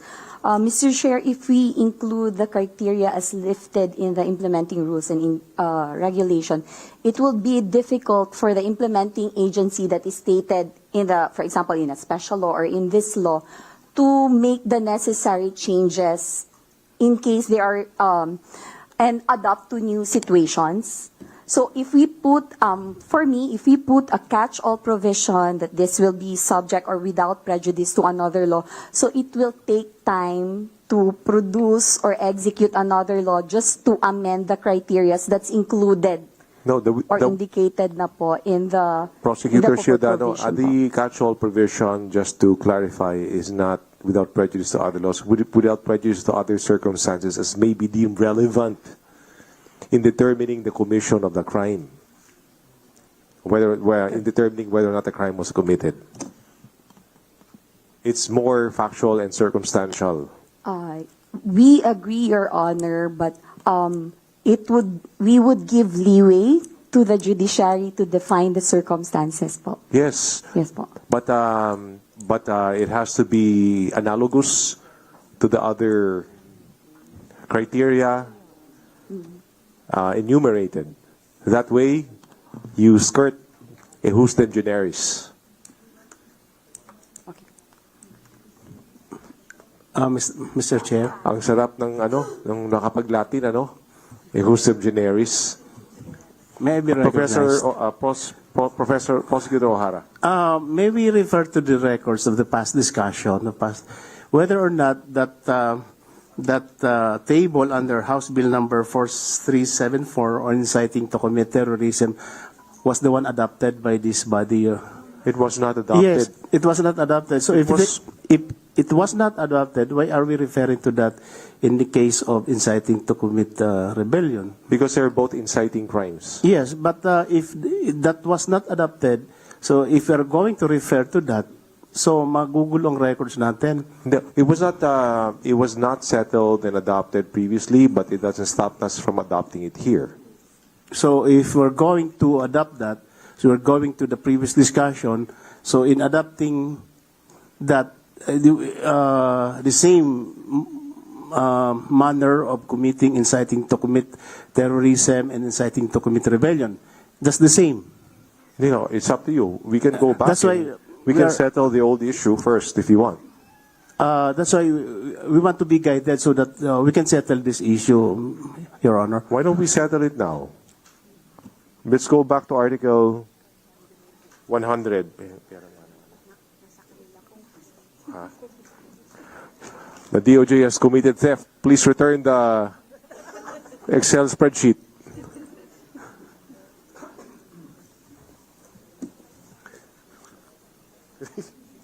Wala ako. Ito na lang. Ito na. Ganda na handwriting. Okay, first, was everyone present when Article 100 of House Bill number 4374 and 5446 was discussed? Article 100. To jog your memory, it concerns inciting to commit terrorism. Do you have the text in front of you? It's on page 51.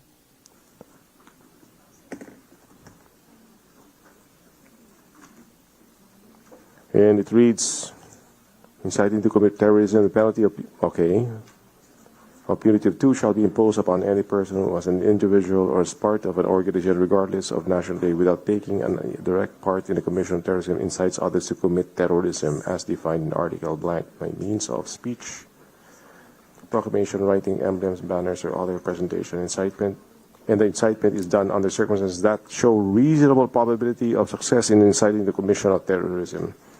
In determining the existence of reasonable probability that a speeches, proclamations, writings, banners, or presentation would help ensure success in inciting the commission of terrorism, the following shall be considered. Context. Nakita niyo na po? Speaker, intent. Mr. Chair, Content. Yes. I'm just quite confused. Correct me if I'm wrong. In my records here, I wrote the word approve pertaining to the Article 110 appearing in page 51 as the one approved. The middle portion was not the one approved here. So that's why I was raising this issue. Okay. That's why if we're going to consult the records of this case of this deliberation, we will be guided accordingly. Now I got confused. My apologies. I thought that this was not settled at all. I didn't know that there was an approval for Article 110. Okay. So but still, the question is, where do you stand on adopting the relevant portions of Article 100 in for Article 141?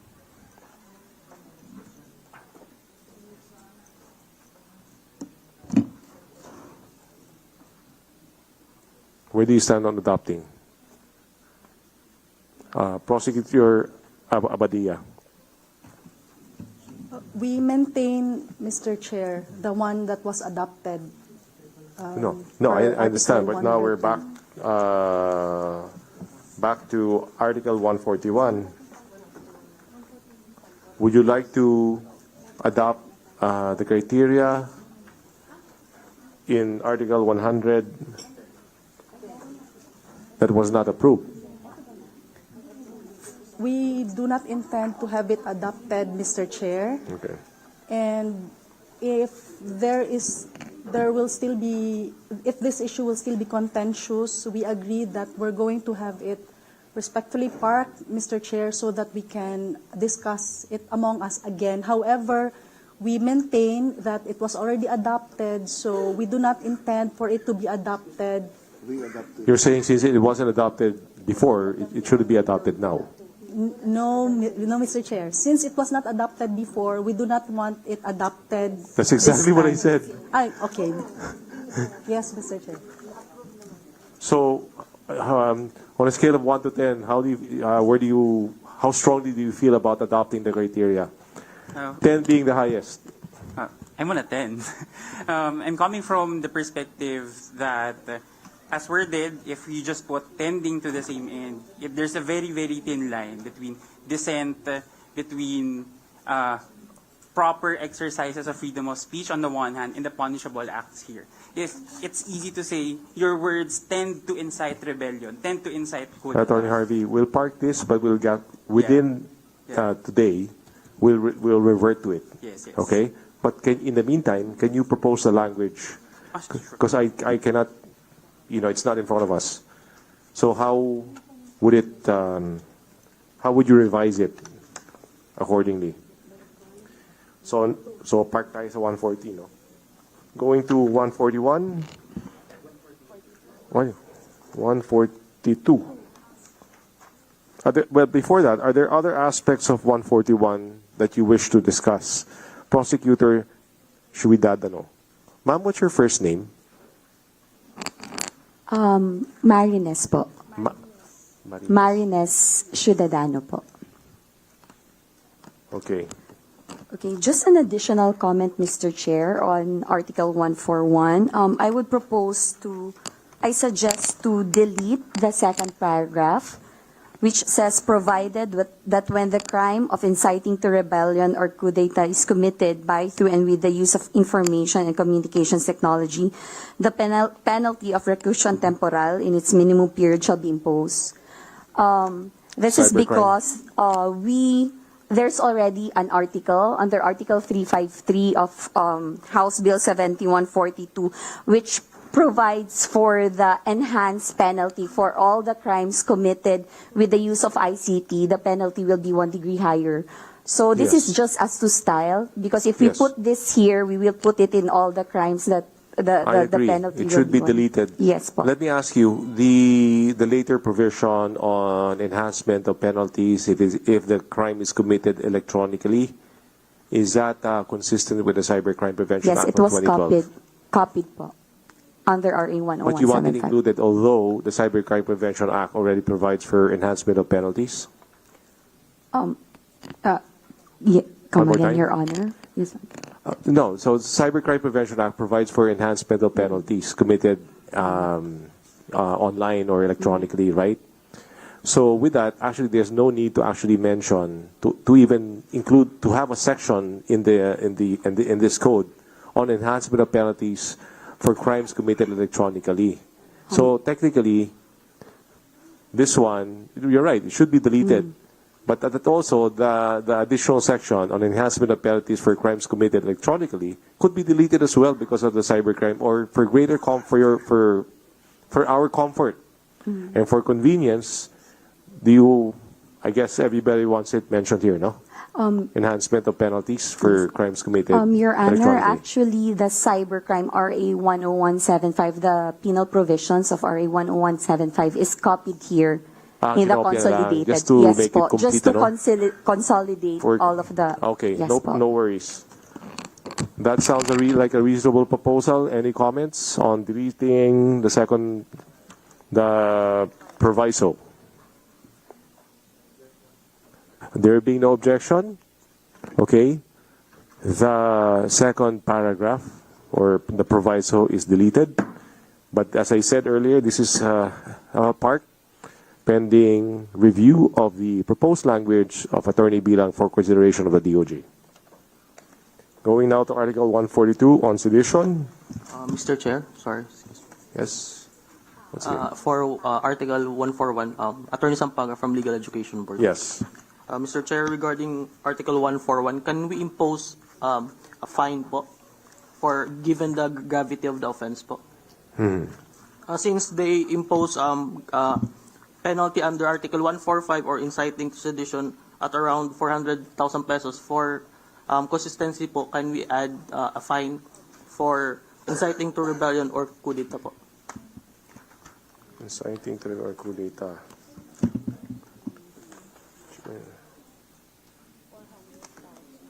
Okay. Where's the penal provision here? I told you, the penalty of prison mayor, its minimum shall be imposed. So you want a fine, in short? Yes, Your Honor. And how much is the fine? Probably around 400,000. Around 400,000. Yes po. And the basis is? Similar with an Article 145 po.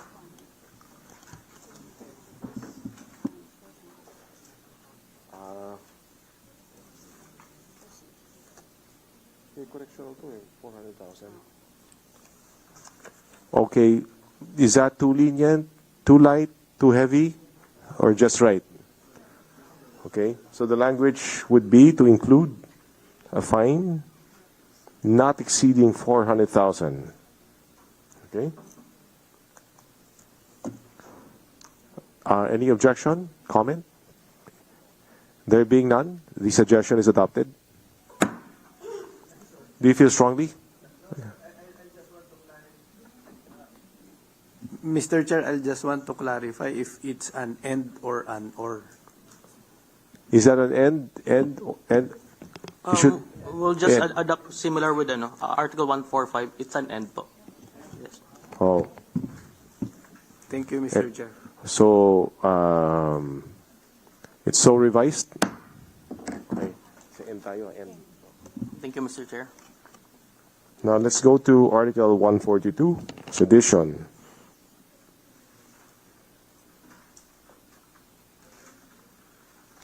Any comment?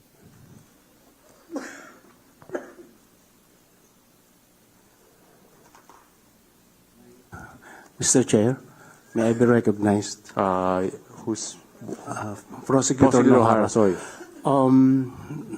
I would think that there is a problem here with respect to... You can dismiss and act on a complaint immediately. Okay? But we need to confirm the definition of tumultuously, or if we are going to revise it.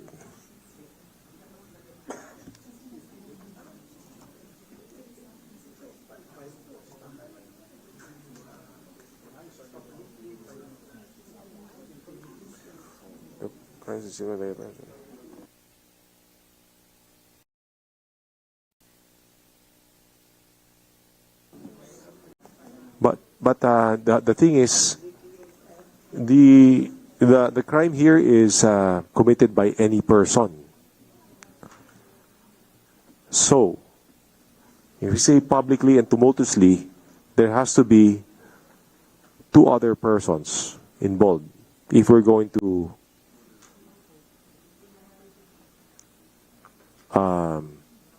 keep tumultuously or its definition. No?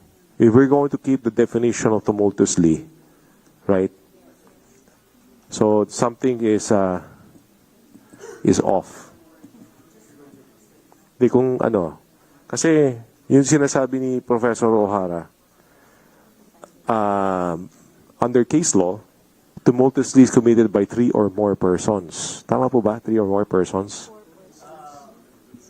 Yeah, yes, Your Honor, but I was approached by Prosecutor Ciudadano that in the present wordings of Article 153, that's tumults and other public disturbances, the law itself provides for a definition that if there are more than 3 persons who are involved in tumultuous uprising that would constitute the crime of tumults or other public disturbances. But my point is, should we refer to that provisions so that there will be no ambiguity in the interpretation or application of the law?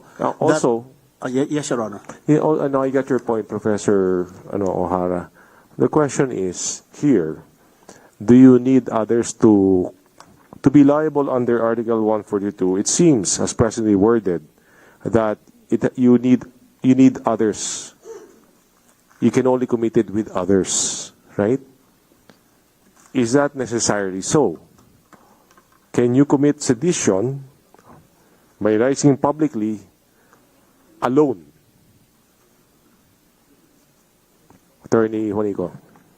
I think, Mr. Chair, it will also have an impact with respect to direct assault because as it is currently worded, I'm just not aware with the proposal of the DOJ, if it's not tumultuous, but for the purposes of committing the purposes stated in sedition, it will fall under direct assault. So it's my humble submission that we retain the term tumultuous, but subject to a clear definition to avoid any doubt or ambiguity. Yeah, so if we define tumultuously,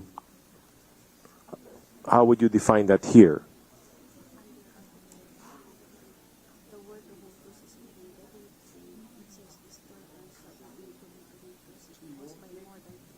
Okay.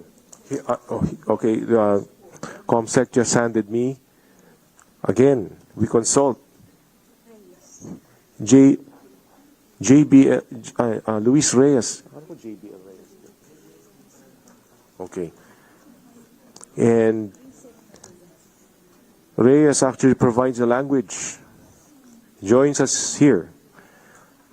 It says, it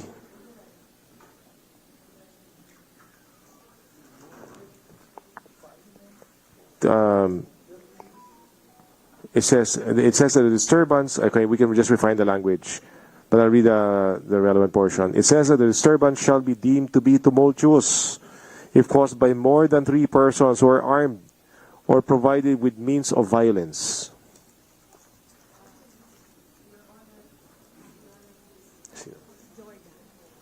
Prosecutor Jorda. Actually, and under Article 155, DOJ draft, we already defined what is tumult. It is more than 4. The disturbance or interruption shall be deemed to be tumultuous if caused by 4 or more. So we settled for 4 or more. So you're overruling Reyes. That is our Reyes says 3 or more. More, if caused by 4 or more. 4 or more. More than 3 pala. So you are So more than 3, affirming so we Reyes. just, we make it but very specific. still, 4 so the or question more. then is, do we include it here? Because why Yes. wait later if we can do it now?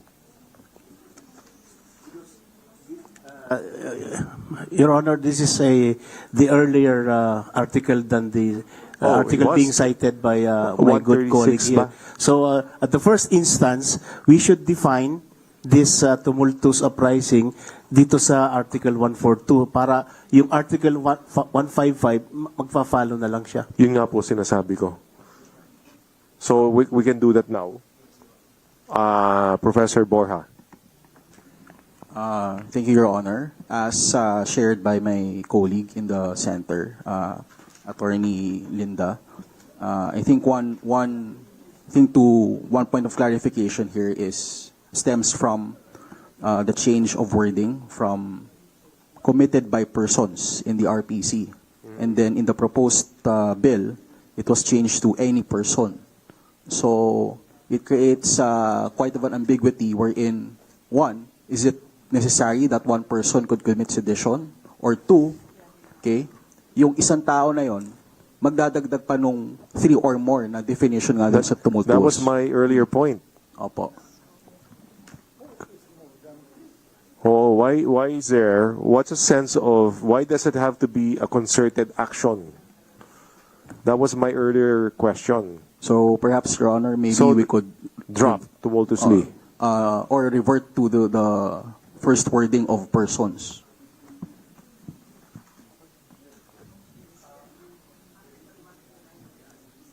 You want by persons? In Article 139 of the RPC, 139. which is termed Yeah, committed by persons, as opposed to any person. Any Then- person, yun nga eh. Thank you, Your Honor. Prosecutor Abadia. Thank you, Mr. Chair. We can revert to by persons instead of by any person, Mr. Chair. Okay. Okay, so any objection? So it's going to be by persons.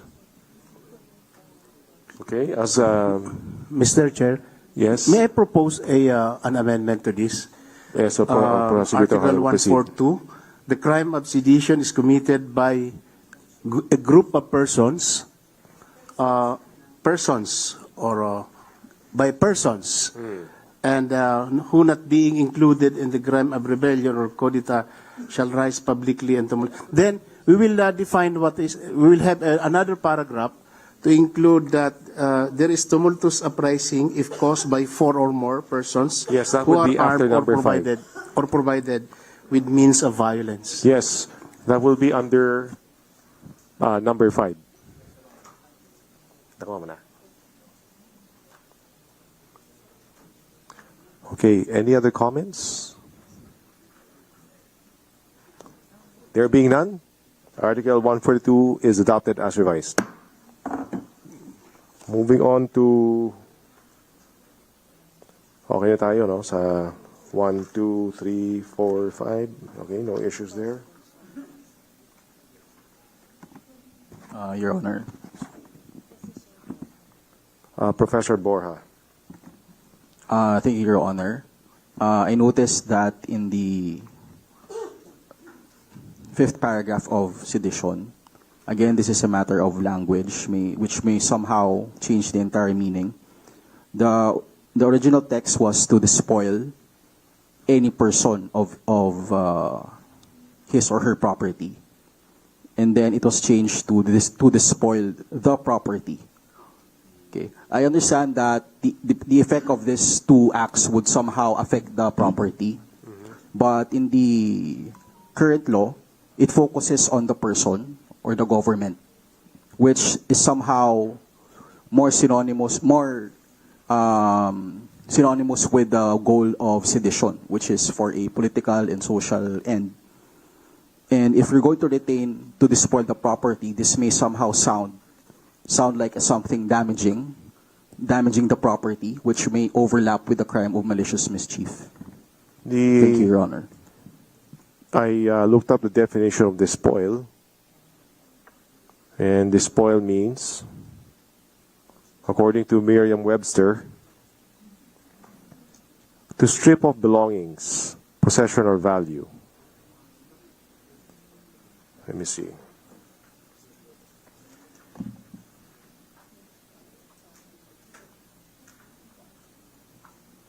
Under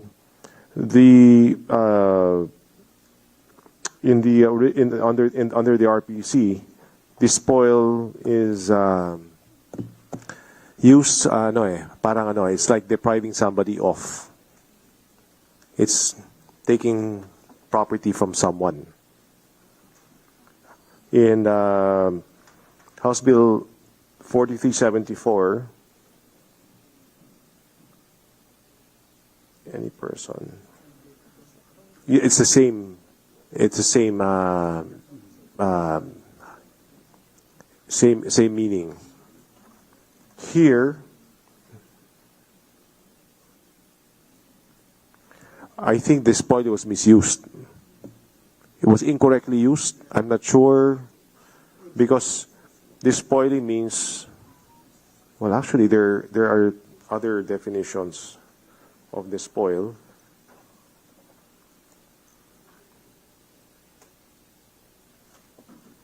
Okay, wait. Wala yung...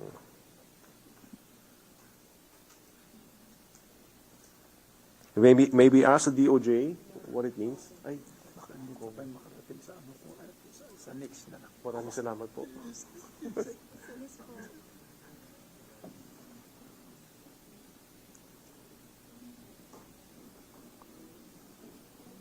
So, in this spoil, according to Merriam-Webster, to strip of belongings, possession, or value. So you despoil a person of something. Okay. Cambridge Dictionary.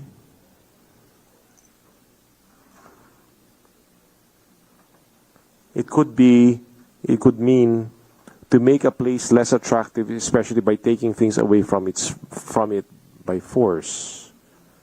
A synonym is pillage or like destroy.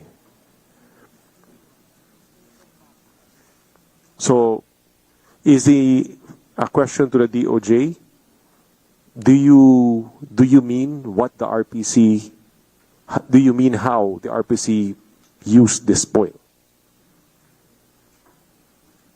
Because the House Bill 4374 and 5446 as to how it used this spoil are aligned. In your version, it is not.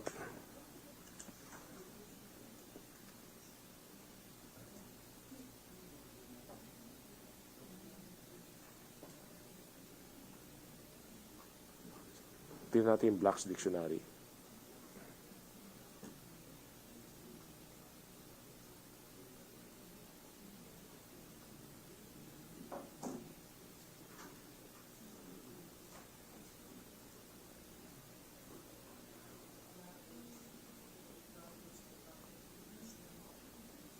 See, and the Law Dictionary says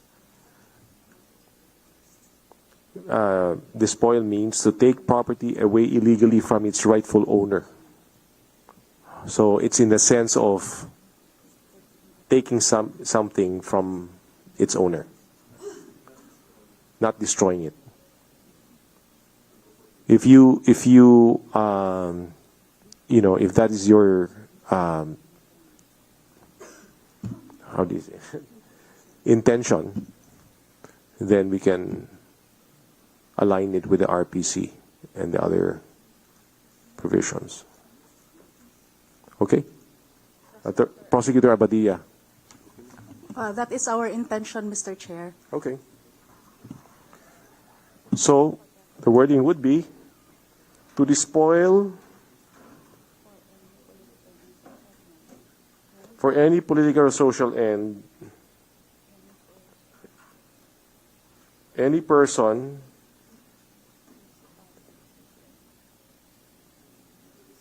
municipality. It's actually the original, including the judiciary. It's the word as worded by the Revised Penal Code, except that we deleted the United States. Yes, Professor Abadia, Prosecutor Abadia. Thank you, Mr. Chair. May we propose this wording? Proceed. To despoil, comma, for any political or social end, comma, any person, municipality, city or province, the judiciary, or the national government of all its property or any part thereof. Any objection? Any insight? That seems to be comprehensive enough. Except that they included city and judiciary.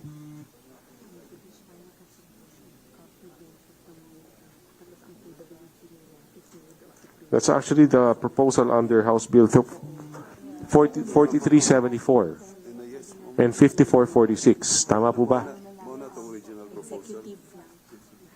The UP draft. Yes, Mr. Chair.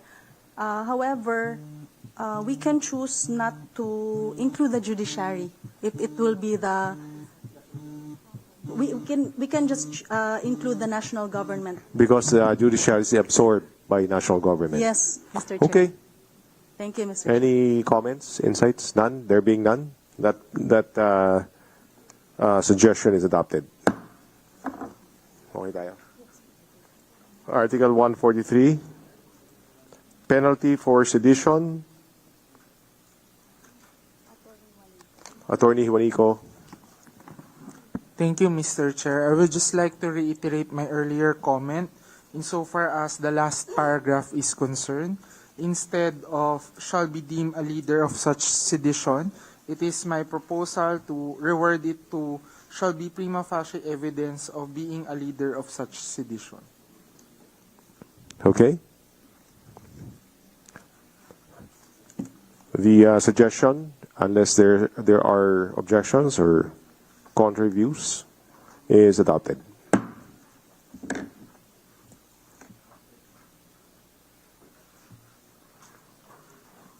I note that for Article 143, and I hope for similar crimes or related crimes, aside from imprisonment, there's also a fine, and that we have to be consistent. If it's an end all the way. Okay. Now we go to 143.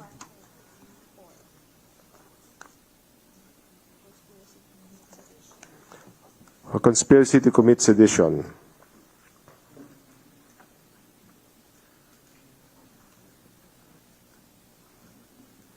Any comment? Prosecutor O'Hara. Mr. Chair, Prosecutor Nohara again. Yes.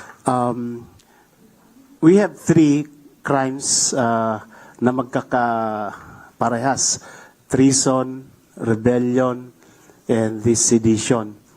In treason and rebellion, there is conspiracy and proposal to commit treason and rebellion. But in the original code, Revised Penal Code, there is conspiracy to commit sedition. There is no mention of proposal to commit treason. To be consistent, I would suggest the inclusion of proposal to commit treason as part of Article 144, Mr. Chair. You mean a proposal to commit sedition? Yes, Mr. Chair. Views from anyone? So, in effect, you're recognizing a new crime to be consistent.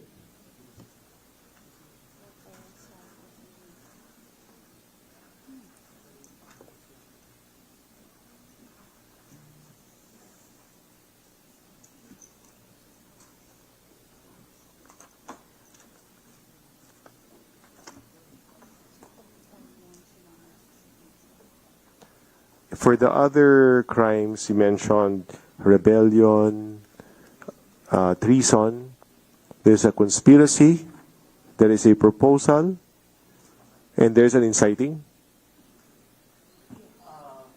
In the draft, we included inciting to commit treason as one of those new crimes. For rebellion? We did not include that, Mr. Chair. Because here, there is a conspiracy and there's inciting. Yes. To commit sedition. If I may manifest, Mr. Chair, the Supreme Court in one case has distinguished the concept of proposal to commit crime and inciting to commit crime. According to the Supreme Court, there is proposal if the one who is proposing has already decided to commit a crime. In inciting to commit a crime, the inciter has not yet decided to commit a crime, but he merely entices others to commit the intended crime. So if for consistency purposes, may we include inciting to commit rebellion or inciting to commit sedition. Kasi nauna na yung inciting to commit sedition. So why are we skipping rebellion when in fact we have proposed inciting to commit treason as one of those new crimes? Thank you. So these are for the crimes of treason, rebellion, and sedition. That they should each have conspiracy, proposal, and inciting. And that, if I may include terrorism also, Terrorism. Mr. Chair. So, did we do that for... Lampas na tayo ng rebellion, di ba? Is it... So, to jog our memory, for rebellion, do we have the 3? Which is inciting. Okay. Do we have proposal to commit rebellion?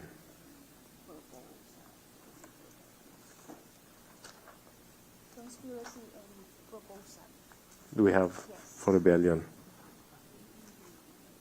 So for rebellion, we have conspiracy, proposal, and inciting. Correct? For terrorism, you said? Terrorism, do we have... Tumampas na tayo sa terrorism. Do we have conspiracy, proposal, and inciting for terrorism? That's Article 100.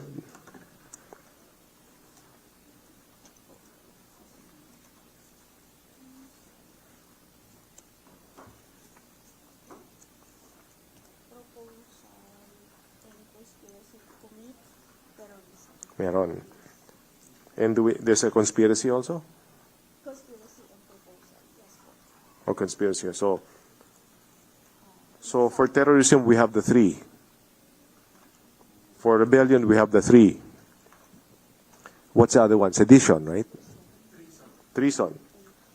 For treason, nampas na tayo doon.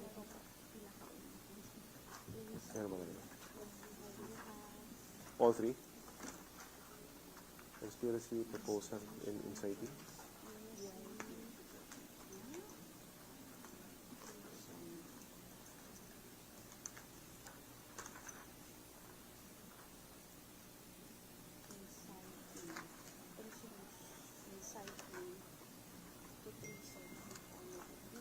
So treason, we have inciting, and we have conspiracy and proposal for treason. Okay, so here we just need to have an article for proposal. Can we solicit a draft article for proposal to commit sedition?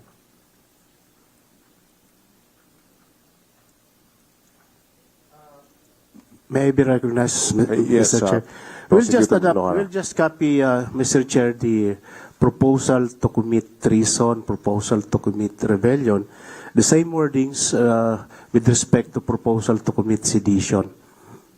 With respect to the, of course, that would go with the penalty, but that would take care of the penalties as well. Well, I don't have any idea on how we're going to provide the penalty in proposal. Maybe we can just copy the penalty oppression correctional for conspiracy to commit sedition. I think for the other crimes mentioned, correct me if I'm wrong, it's conspiracy to commit or it's like in proposal, no? Usually they're tackled at the same, addressed in the same article, correct? And then there are 2 penalties provided. Tama ba? So, for example, for rebellion, hindi, pero yung, see, for, what is this? For treason, under Article 91, conspiracy or proposal to commit treason. You see it? So my suggestion is conspiracy or proposal to commit sedition. And then have 2 paragraphs. One for conspiracy and one for proposal. Or align the, follow the format provided in Article 91. on page 7.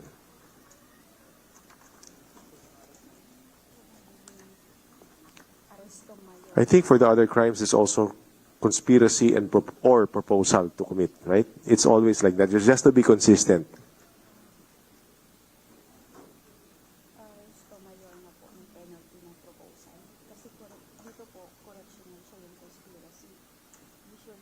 Arresto mayor. Oo, and then to make it the penalties proportionate, right? So if the conspiracy to commit sedition is punished by with prison correctional in its medium term, for the proposal we go one penalty lower. That would be arresto mayor.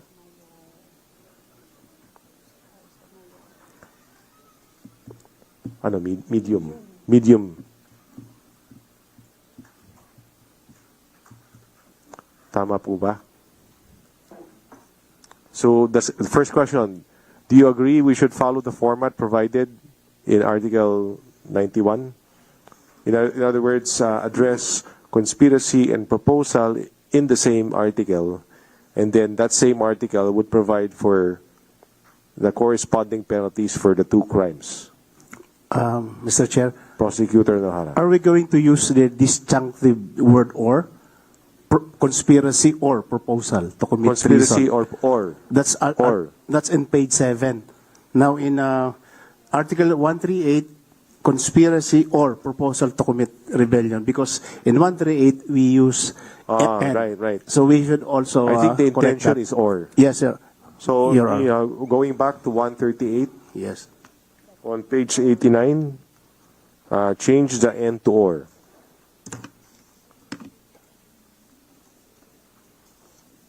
And we will do that for the other crimes as well. Okay tayo?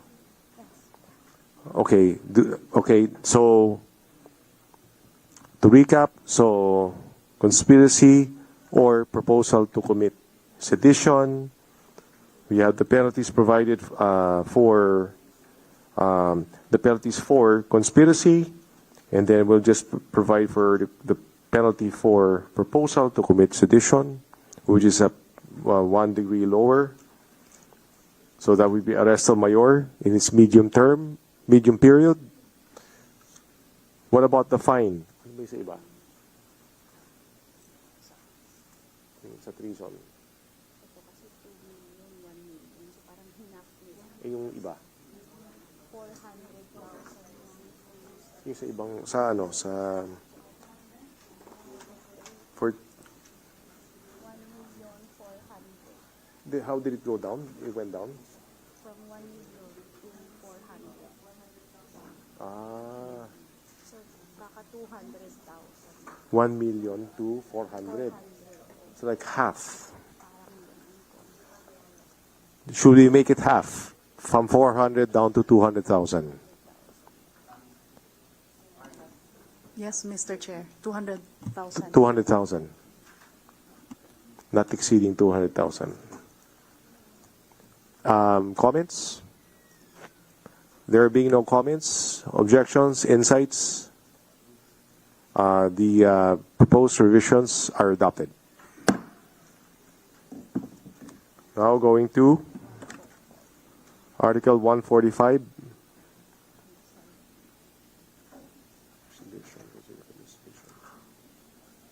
Any comments on Article 145? Attorney Harvey? Thank you, Mr. Chair. Since this is an inciting crime, I'm just going to repeat my comment, but I will not belabor on it. As an additional comment,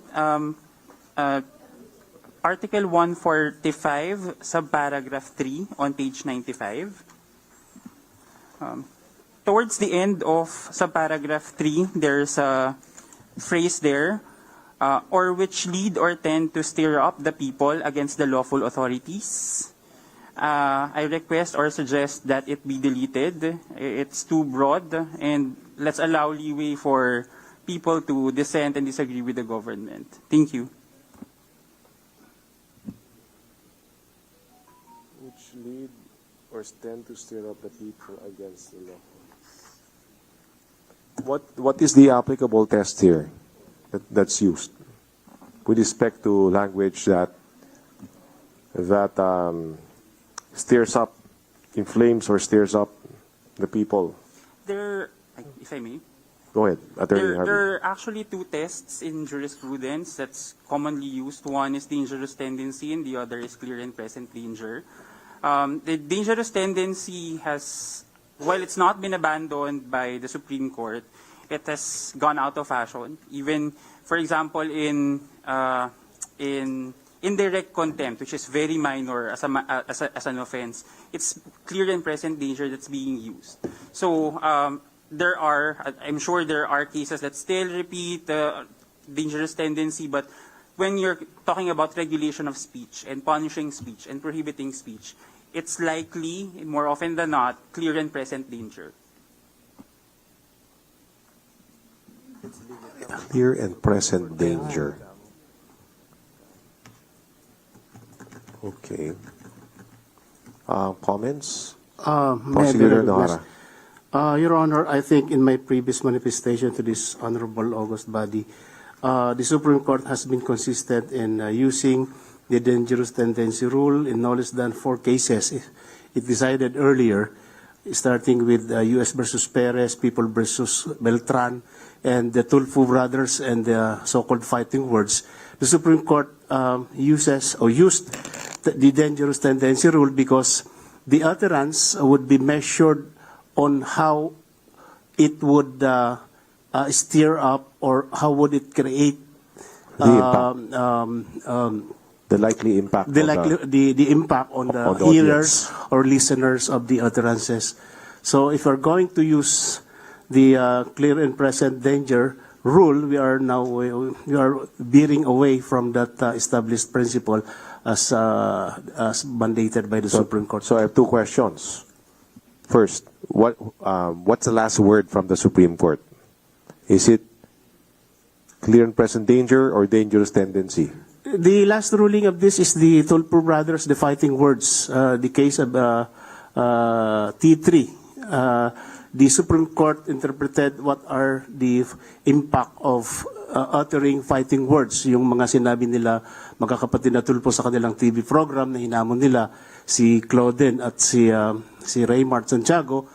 Sabi niya, if the listeners would rise and against the government, it would constitute inciting to sedition. But that was not inciting to sedition because it was a private matter between Tulfo and Claudine Barreto. So fighting words are deemed, are considered as the dangerous tendency rule is the measurement, the parameters adopted by the Supreme Court in those cases. The clear and present danger rule is more stringent than the dangerous tendency rule. So you're advocating for a less stringent standard. No, I would, Mr. Chair,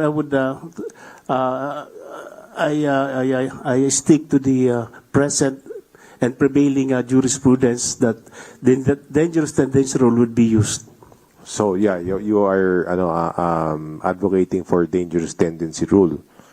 Attorney Harvey, I'm not surprised. You're advocating for clear and present danger. And also, You want to overrule the Supreme Court? No, I'm not overruling the Supreme Court because there are also cases that talk about clear and present danger, and the issue in those cases are actually the constitutionality of government regulation. Yeah. So, what is the freedom of speech for if it can only be subsequently So the question punished is, for my education, is when does the dangerous tendency rule apply, and when does the clear and present danger rule apply? In Philippine jurisprudence, I agree. They flip-flop in whatever they're using. But if we can get influence from our U.S. counterparts from whom we gather our constitution, they're consistent in using the clear and present danger as early as 1950s in Dennis versus United States. Lieutenant Torita. Yes, Mr. Chair. I would just like to add, Mr. Chair, my understanding on the 2 doctrines penned by the Supreme Court. As stated earlier, clear and present danger rule usually applies to state regulation. And as stated by the good prosecutor, the dangerous test rule usually applies when it applies to crimes against the state. So we are talking about inciting to Crimes against the state. yes, Mr. Chair. So I suggest that we apply the dangerous Dangerous test. tendency. Okay, But please. then, Mr. Chair, Okay. I agree in part to the deletion of some parts of the phrase, I think the clause that was cited, just to avoid. Okay. But before that, for everyone's benefit and mine, okay, the definition.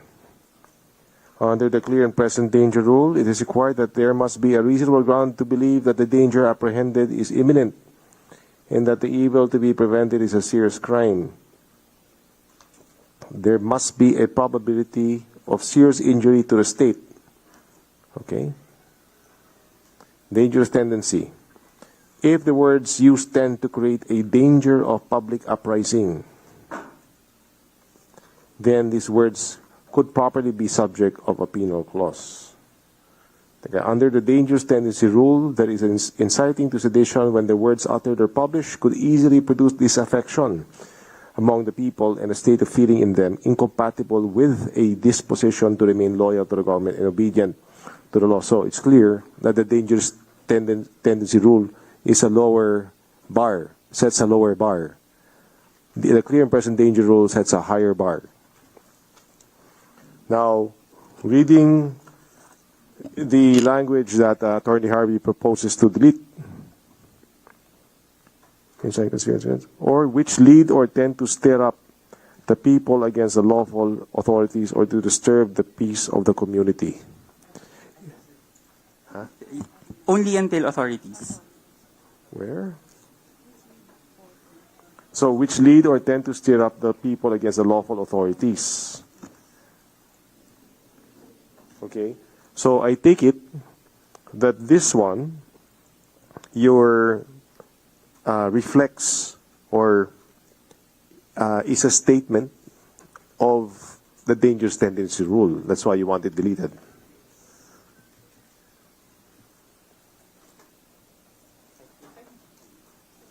Let me add. Yes, Attorney Harvey. Not only that, if we're going by dangerous tendency, this is all constitutional. If we're going by clear and present danger, many of this will be unconstitutional, not just the part that I'm trying to delete. My main reason for suggesting the deletion of this is it punishes even lawful speech. Okay, well, first, the first question is, the clause, which lead or tend to stir up the people against lawful authorities.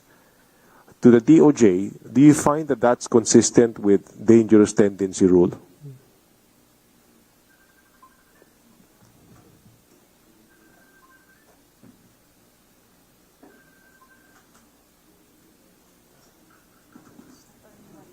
Attorney Juanico. Thank you, Mr. Chair. Another point on this topic is to clarify the meaning of the word stir up. What do you mean by the word or by the phrase stir up? What is the extent of that stirring up that is contemplated by this provision? Because it's too broad and, as mentioned by Attorney Harvey, it might cover protected political speech. For me, it's first, because if this clause is consistent with, reflects or aligns with the clear and present danger rule, then Attorney Harvey would not. I turn to the DOJ. Do you feel that this aligns to the dangerous tendency rule? Mr. Chair, may we be allowed for the DOJ to confer? No, present or kasi test na ho yung dalawa. There has to be some kind of the final word from the final arbiter the Supreme Court on which standard is applicable, because we cannot waffle between two standards. Attorney Harvey. Yeah, that's the reason why I'm of the position. It's always going to be clear and present danger, because we are talking about political speech. If we're going by jurisprudence, it's very tiered test. It's the speech, in order to be punishable, has to be clear. It's like the dangerous tendency. There is a clear connection between the speech and the evil sought to be prevented. But it adds another layer, which is present. Present meaning Imminent. immediate, imminent. There's a time element to it. The danger is already there. I'm seeing it, and I'm fanning the fire. So before a political speech can be punished, there has to be an imminence element. If we're going by that, even 2 is in danger of being unconstitutional. Hindi ko na nga po tinira yun eh. Yung 3 na lang.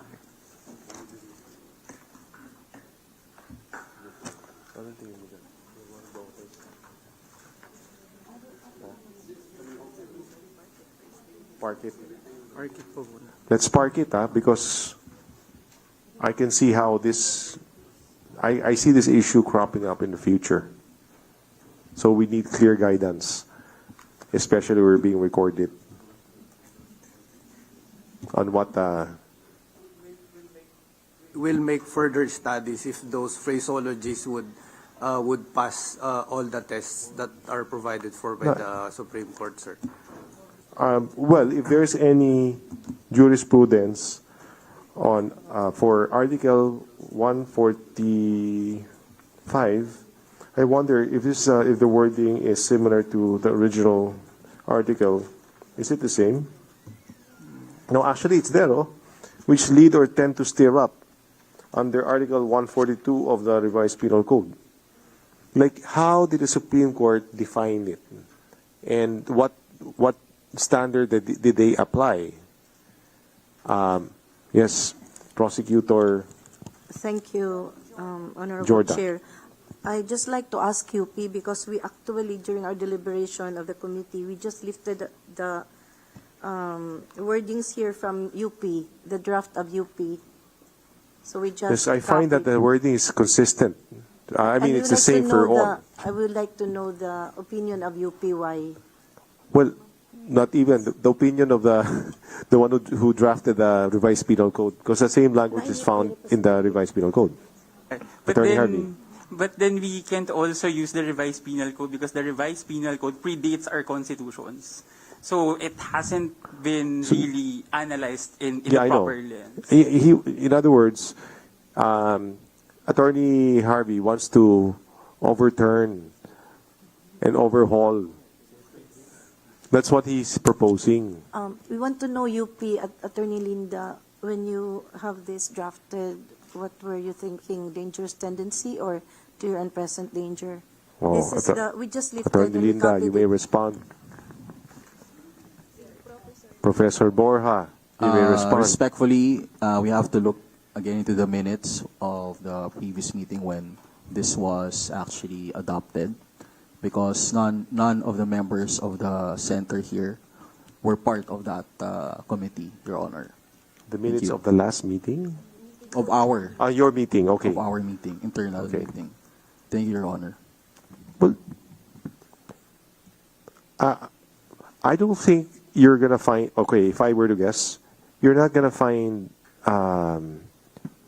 clarification, because I think what you did is you merely copied the text from the Revised Penal Code.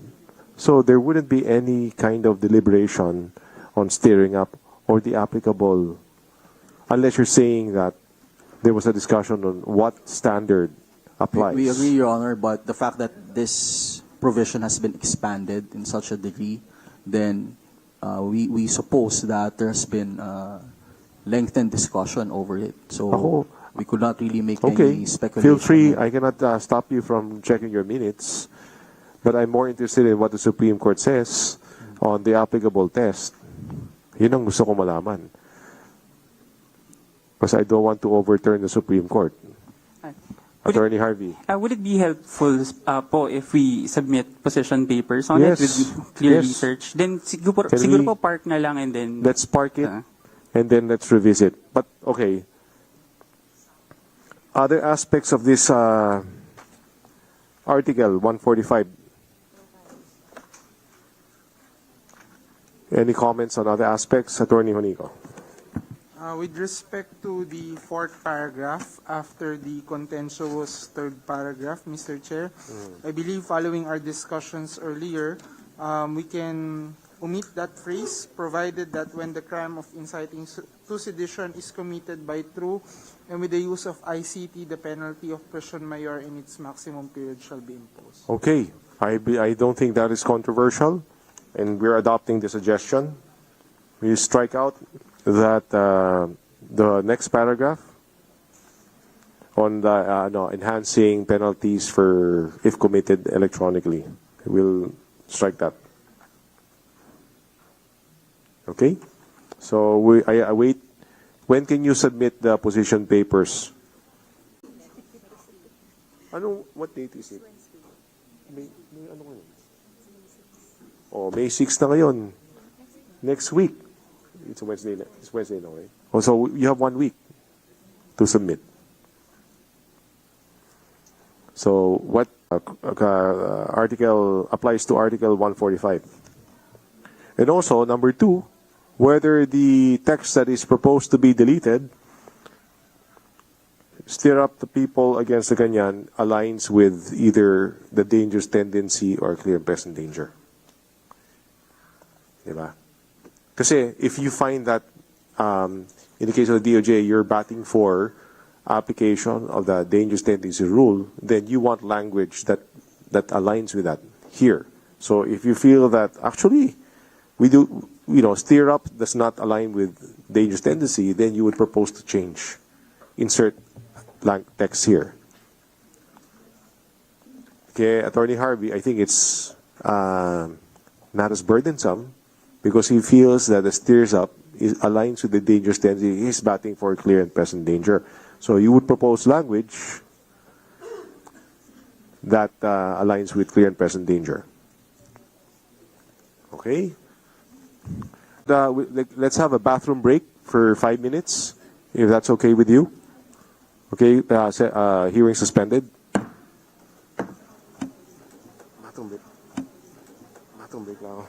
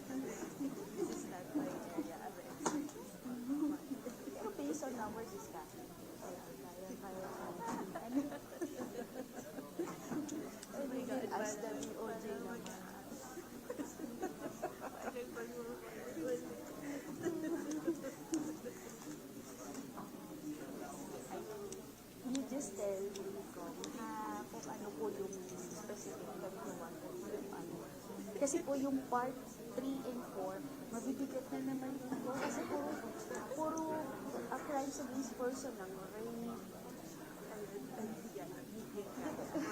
Masakit talaga. Mga God, mga gender-based violence. Yun po.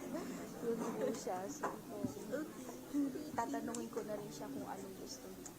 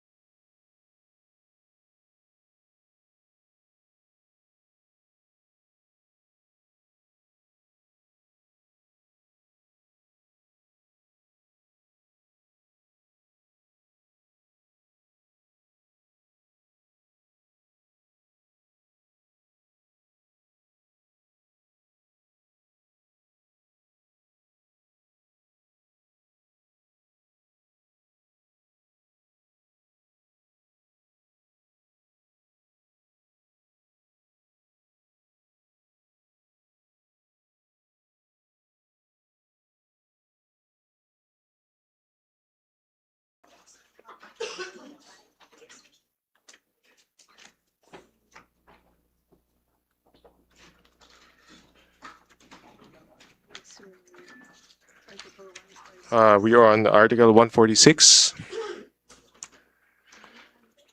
Failure to report inciting to sedition. Any comments? Attorney Juanico? Thank you, Mr. Chair. I understand that this provision is similar to the concept of misprision of treason.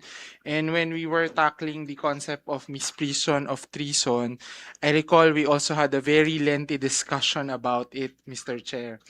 And if I recall correctly, based on our notes, the approved terminology there would be fails to disclose it to the proper authorities. Just to respectfully request also if based on the minutes of the previous hearings, that is really the provision or phraseology that was approved or adopted.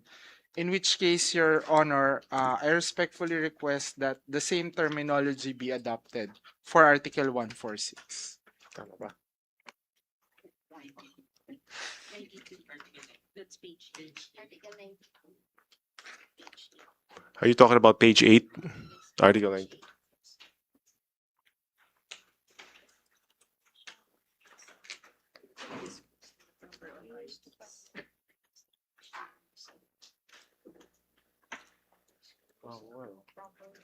Tama? Yes. Okay. Congresswoman Ana and the COMSEC have confirmed your insight or comment. So that the proposed revision should read, if you could just repeat it one more time, Attorney Juanico. So the provision will read as follows.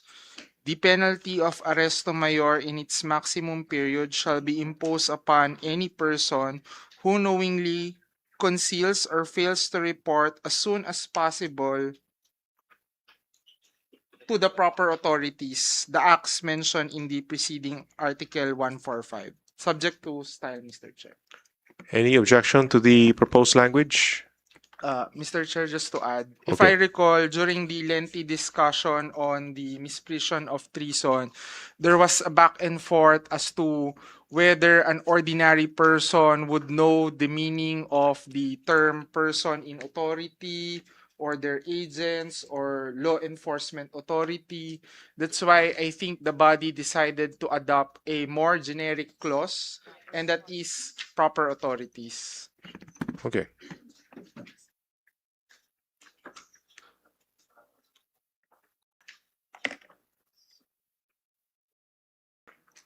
Is this crime mala inse o mala prohibita? Attorney Harvey. This is mala inse because it says knowingly conceals.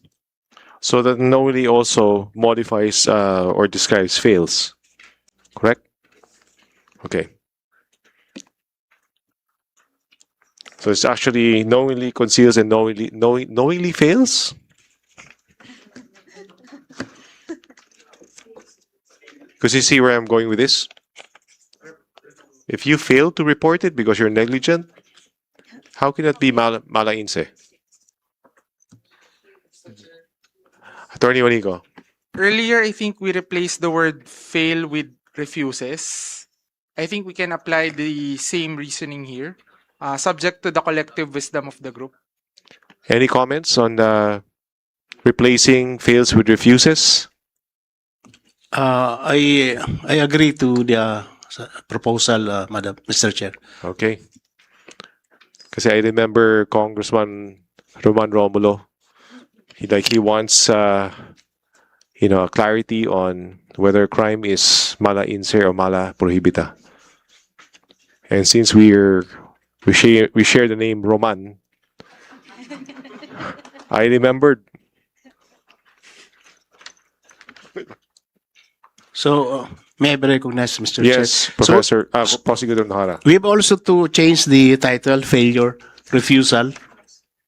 Yes. Or refusal to report.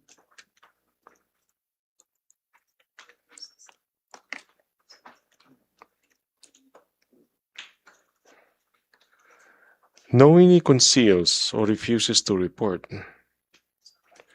No, knowingly conceals. Why do you have to say knowingly conceals? Then aren't you refusing?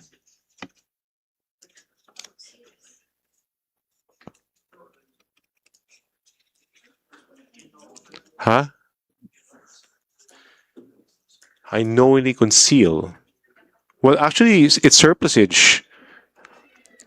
When you conceal, you know it's you're consciously concealing it. So therefore, you should strike out knowingly, right? You cannot. I cannot. When I hide something, that's deliberate. So I knowingly. I cannot accidentally or not knowingly hide something. Tama po ba, Attorney Linda? Oh. So wait a minute.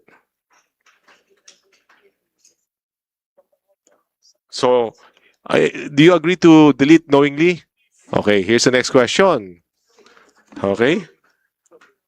Conceals or refuses to report.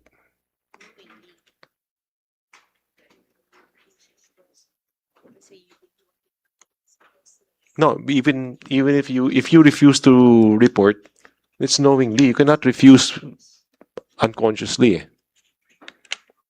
It's a conscious, activity. If I refuse to report, I know I'm refusing it. Right?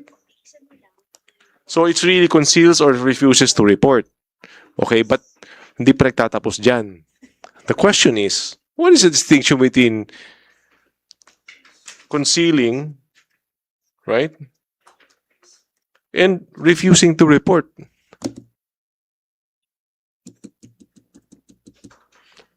Or we can keep both. You know why? You know how lawyers are. Provides, states, alleges. Di ba? Ganun tayo eh. Attorney Harvey.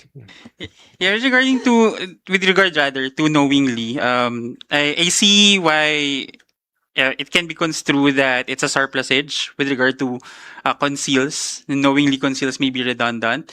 But if I may, can we retain knowingly just so we have a signal that it is mala-inse?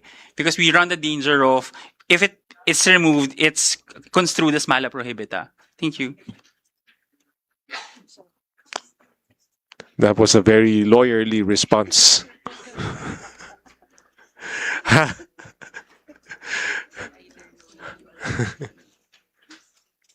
Gusto mo, lagyan natin willfully dito eh. Ilagyan pa natin ng consciously. Gusto mo? Okay. So, I have no problem with that. I just, Attorney Pangan. Mr. Chair, can I just suggest we put knowingly before the word "the," after the word "agent"? So, knowing the acts mentioned in the preceding Article 145 were committed. Where? Son? So, it will be read as the penalty of arresto mayor in its maximum period shall be imposed upon any person who conceals or refuses to report as soon as possible to the persons in authority or their agent, knowing that the acts mentioned in the preceding Article 145 were committed.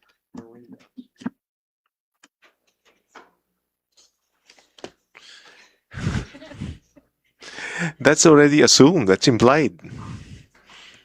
You cannot conceal something you don't know. And you cannot refuse to report something you don't know. Because, Mr. Chair, the way I see it, what if the person came to know some facts, but he or she does not understand that such act is actually sedition or actually an act inciting to sedition. Yeah, but how is that different from knowingly where it's inserted now and knowing the acts? It's the same thing. No, Mr. Chair, if we put knowingly the acts mentioned in the preceding Article 145 No, were committed, knowingly conceals or fails. Knowingly conceals or refuses. It presupposes. versus I'm sorry. knowing the acts mentioned in the preceding. How are those different? It presupposes, Mr. Chair, that the person violating this article knows the fact that inciting to sedition was committed. Okay, but doesn't knowingly conceals or refuses to report the acts mentioned achieve the same objective? Attain the same objective? Then, Mr. Chair, we might prosecute someone who fails to report something if he or she does not know that such act was actually an inciting to sedition. Mr. Chair. I see. You're one is knowingly conceals or fails to report the acts, right? Versus conceals or refuses to report to the authorities, knowing the acts mentioned in the preceding article. I don't see the. Do you see the distinction? Prosecutor. Thank you. Cristoria, Mr. Chair. Cristoria. Your Honor. Thank you, Your Honor. So while we're at it, Your Honor, I think it's because of the word knowingly. I think the appropriate term would be deliberately. Just yeah.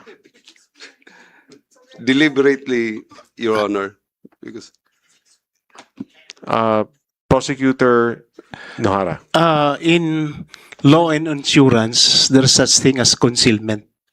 If you conceal your state of health when you buy an insurance policy, that is a ground for disallowance. So if you conceal, you know a certain fact that exists. It must be deliberate, Your Honor. So the concealment under insurance law, it must be deliberately done. Since you are aware of a certain fact that you are suffering from a certain illness and you deliberately conceal it so that you can avail of the insurance premium, so or insurance benefit. So I would suggest, I agree with prosecutor here that we should replace knowingly with deliberately. Because deliberately implies knowledge of a certain fact and you conceal it. No, yes, there's Elmido, Prosecutor Elmido for DOJ. Opo. Ito kasing pag sinabi ka, ito opinion lang ito ha. Nag-uusap kami dito ba? If you conceal something, if you don't report something, di ba parang accessory ka na? You know something, you conceal it, di ba parang accessory ka na? Tapos if you look at ano yun? Article 18 on accessories, liable ka. So baka pwede na itong i-delete. But which poses a heavier penalty? Ano ba yung penalty na? Accessory is 2 degrees lower. 2 degrees lower, I think. Sedition is punished.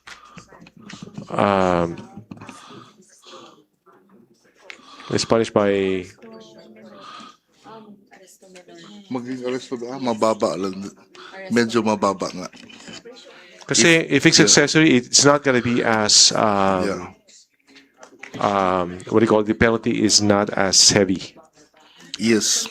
I think the reason here, because it's sedition. Yes, correct. And that's why we want. I was not looking at the penalty 2 degrees lower na pala. Sorry. Attorney Juanico. Mr. Chair, I believe, and correct me if I'm wrong to my dear colleagues in the profession, when you say accessory, you harbor the person who committed the offense, not the fact that the offense was committed. And under the current phraseology of the Revised Penal Code, in the definition of accessories, there is an exclusive list of offenses to which an accessory is applicable, or to which the concept of accessory is applicable, like murder, attempt on the life of the chief executive. And correct me if I'm wrong if that provision has been updated, because I was not present during the deliberations of Book 1. But as it is currently worded, the definition of accessory is only limited to certain offenses. Under paragraph 3 of,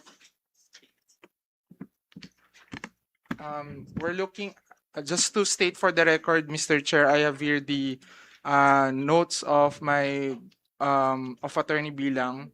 It states here in Article 18, Paragraph 3, by harboring or concealing or assisting in the escape of the offender of any act or omission that will obstruct, impede, frustrate, restrict, or delay the apprehension of the offender in the investigation and prosecution of criminal cases unless the act is separately punished by other provisions of the code or by any special laws. If the act is penalized by any other law with a higher penalty, the higher penalty shall be imposed. So that's concealing. Concealing in the by harboring, concealing, or assisting in the escape of the offender. Concealing in the escape of the offender? Paragraph 4. Prosecutor Ciudadano.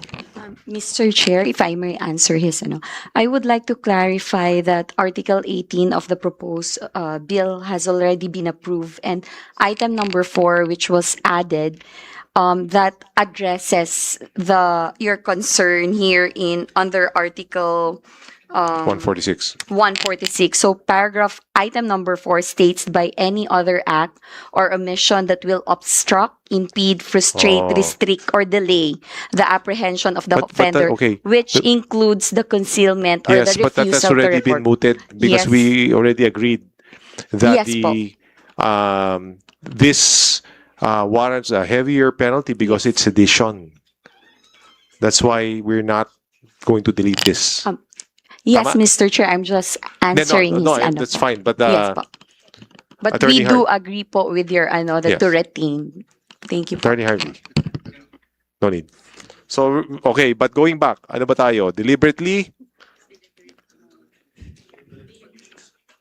maliciously, willfully, knowingly, and with evil intention and design. Anong gusto nyo? All of the above, some of the above, one of the above, none of the above. Huh. So deliberately na lang tayo? Deliberately conceals or refuses to report. And then the proper authorities, the acts mentioned in the preceding article. Okay, the article 146 as revised is adopted. Moving on to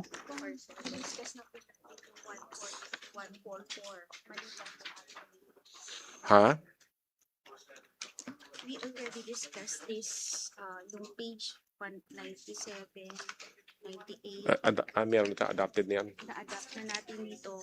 Kayo din po nag-present ko. Oh, okay. So, naano lang po sa matrix natin. Okay. I'm informed that Article 143 and 144 and 145 have already been discussed and adopted previously.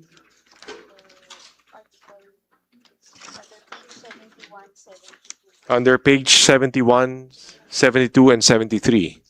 So we leapfrog to Article 146. What time would you like to end today? Let's go for another 10 minutes. Kaya ba? Para 5:30. We have, because I believe some have classes, no? In Makati? Manila. Kaya 45 minutes yan. Kaya lang. Okay, we'll go for another 10 minutes, so we'll end at 5:30. Article 147, illegal assemblies.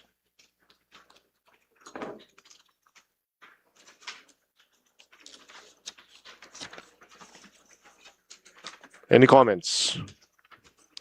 Attorney Harvey. Yeah, there's at the second paragraph of Article 147, it says there, persons merely present at such meeting are also punished. It's a bit weird because in the first paragraph, it says or of any meeting in which the audience is incited to the commission of treason. First paragraph is okay because it punishes the leaders. So when it's a meeting, it's happening, and someone incites to rebellion or sedition, okay, the leaders can be liable. But those who are merely attending the meeting who didn't know that they will be incited, it's kind of weird to also punish them. So True. Are you proposing to delete that?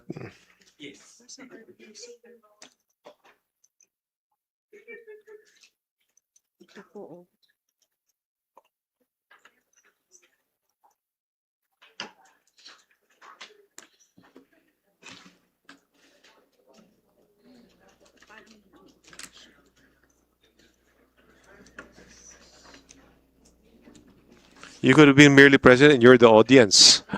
You're the target. No? Tapos ikaw pa liable. Any comments? Professor Borja.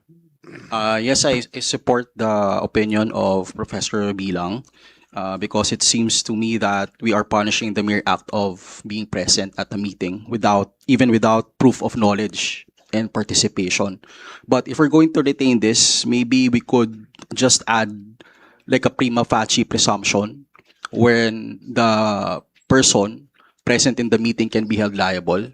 And we can also add the fact that he or she is armed, then maybe that would be a good presumption to for that. Thank you. So what is the additional language?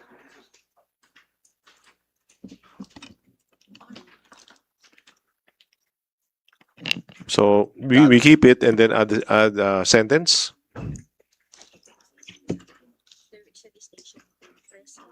You're saying prima facie or?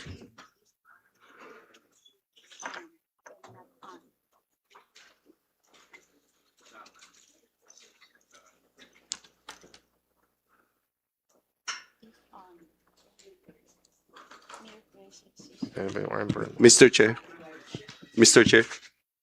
before Professor Borja, sir, Historia. Mr. Chair, I think the suggestion of Professor Borja is very sound, but we do not need to change or amend anything because the mention here in the second paragraph is present at such meeting. Then a meeting has been defined in the first paragraph. This is not an ordinary meeting because this is a meeting attended by armed persons. This is not like any other ordinary meeting. The qualifying word here is such meeting. We refer to the first paragraph. This is a meeting attended by armed persons. So Professor Borja, I think, is correct in saying that we could qualify this by saying that this is a prima facie evidence. I agree Prima actually facie. with it would constitute the presence of such person in a meeting attended by armed individuals is a prima facie evidence of illegal yes, illegal sir. Yes, assembly. Your Honor, of violating Article 147. And then what about the unless they are armed and then you enhance the penalty? Or to enhance if the penalty would be enhanced Because of if you're carrying the arms. armed. Okay. Yes, Attorney Hardy. Your Honor. Thank you. Thank you, Your Honor. regarding that, Article 147, first paragraph, talks about two different meetings. One is where it's attended by armed persons, and then a comma, or of any meeting in which the audience is incited. So, Dalawa yun. yes, so it's not necessarily armed. That's what I'm talking about. So once the audience is incited, all the persons there that are present are going to be punished with arresto mayor. Thank you. Yes, I understand, Professor Bilang. So we'll make I it think prima facie. yes, Your Honor, the suggestion of Professor Borja is sound to us. Do you want prima facie or are you proposing to delete? I propose to delete, but There is a proposal to delete. May I Prosecutor be Abadia. recognized, Mr. Chair? Prosecutor Nohara. With due respect, I oppose the proposal of Professor Harvey, and I agree wholeheartedly to the proposal of Professor Borja. And if I may if I will be allowed to propose the wording, I would Opo. suggest presence at such meeting shall create a prima facie evidence for illegal assemblies as defined herein. Attorney Juanico, and then Attorney Borja. If we're going to adopt the concept of prima facie evidence, it is my humble proposal and submission to adopt the phraseology in the anti-hazing law. Allow me to read it. Prima facie evidence of participation therein unless such person or persons prevented the commission of the acts or promptly reported the same to the law enforcement authorities if they can do so without peril to their person or to their family. Attorney Borja. Professor Borja. Thank you, Your Honor. I think the point of contention here is, as far as the first paragraph is concerned, these penalizes the leaders and the organizers. So, I recall that in the BP 880 and the Public Assembly Act, it also only punishes organizers and leaders. And that's why this amendment is quite significant, because we're now extending to mere participants, which covers the second paragraph. But we have to make it clear that if you're merely there, are you going to be punished for it? What are the safeguards that are we going to... Under the status quo, they're punished because of the RPC. No, it says any person, mere presence. So the question then is, does it make sense to keep that?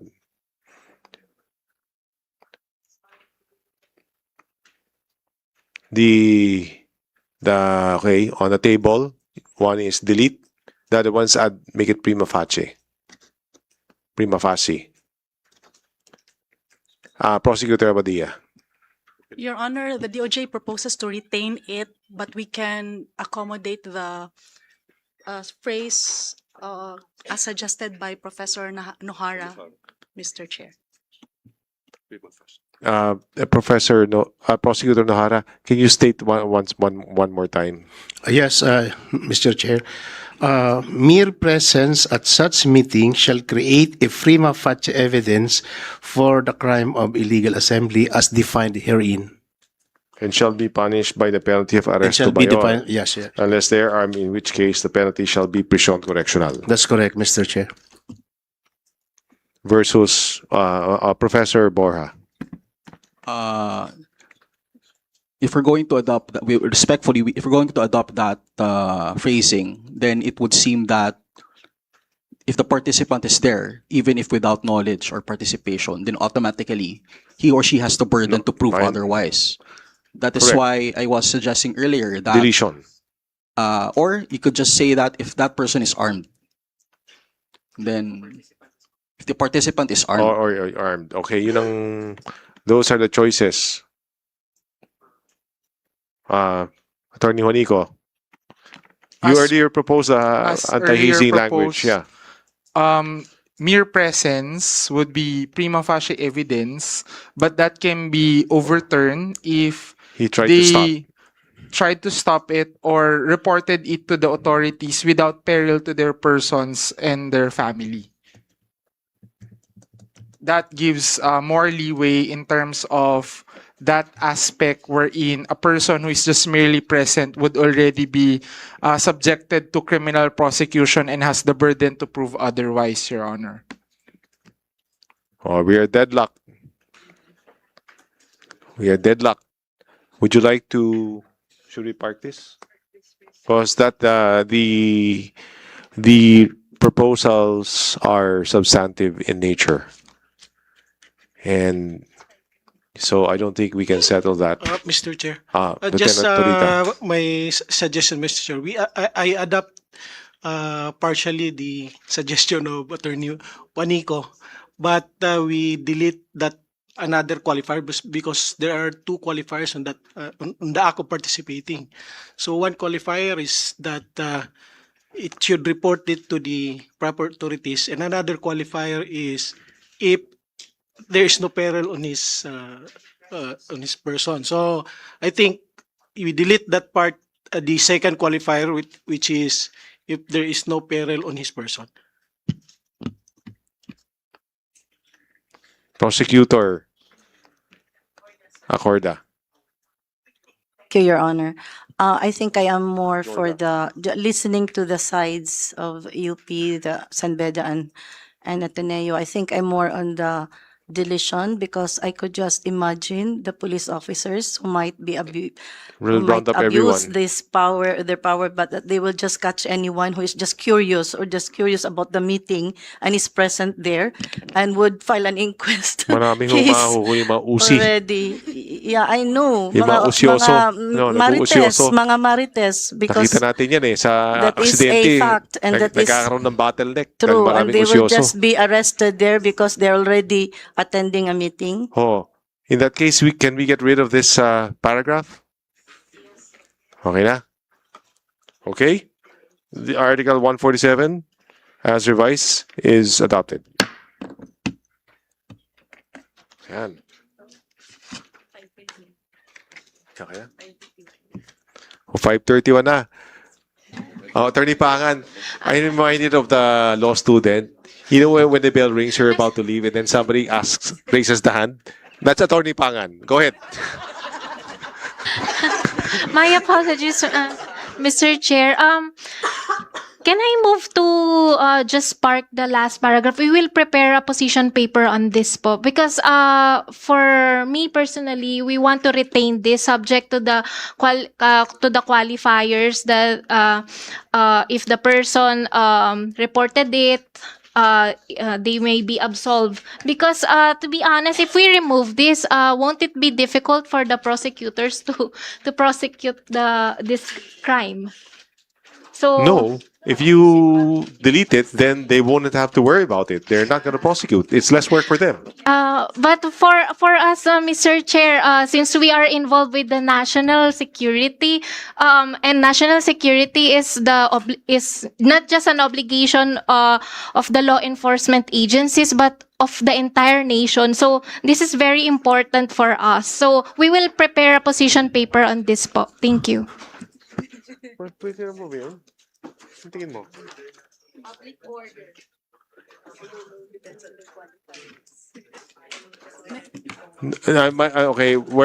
Okay, si Prosecutor Abadia, go ahead.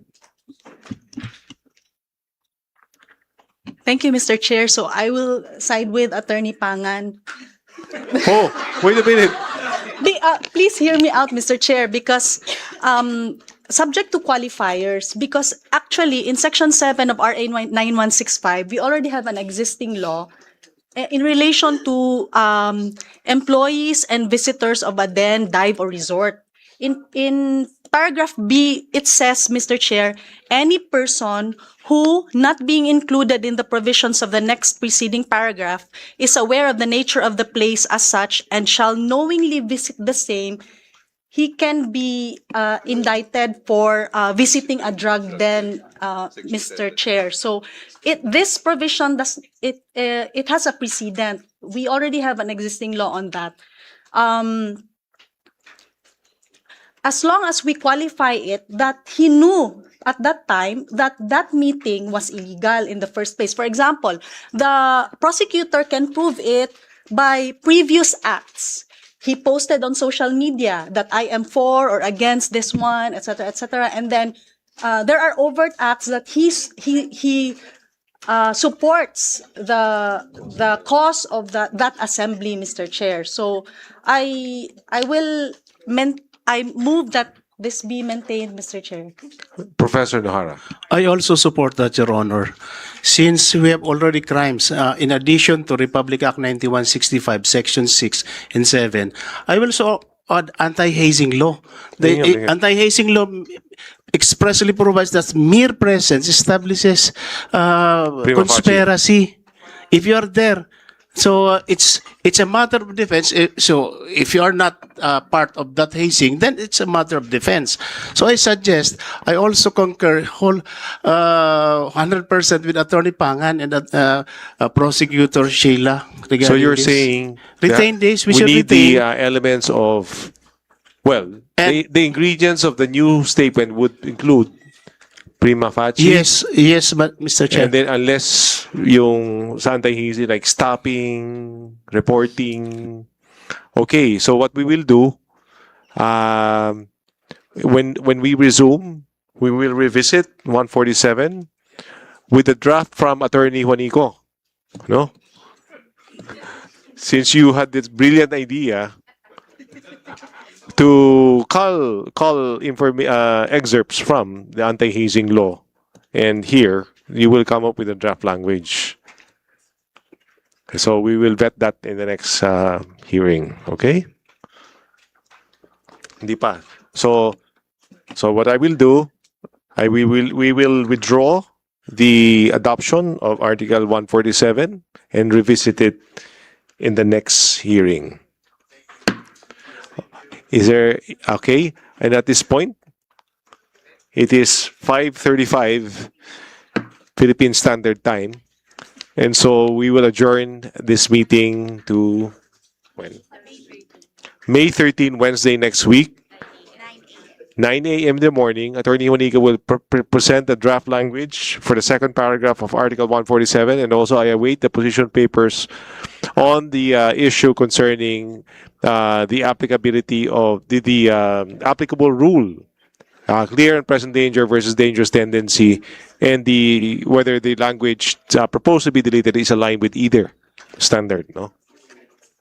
So this this meeting is adjourned. Suspended. Suspended pala. Adjourned tapos na, no? Thank you po.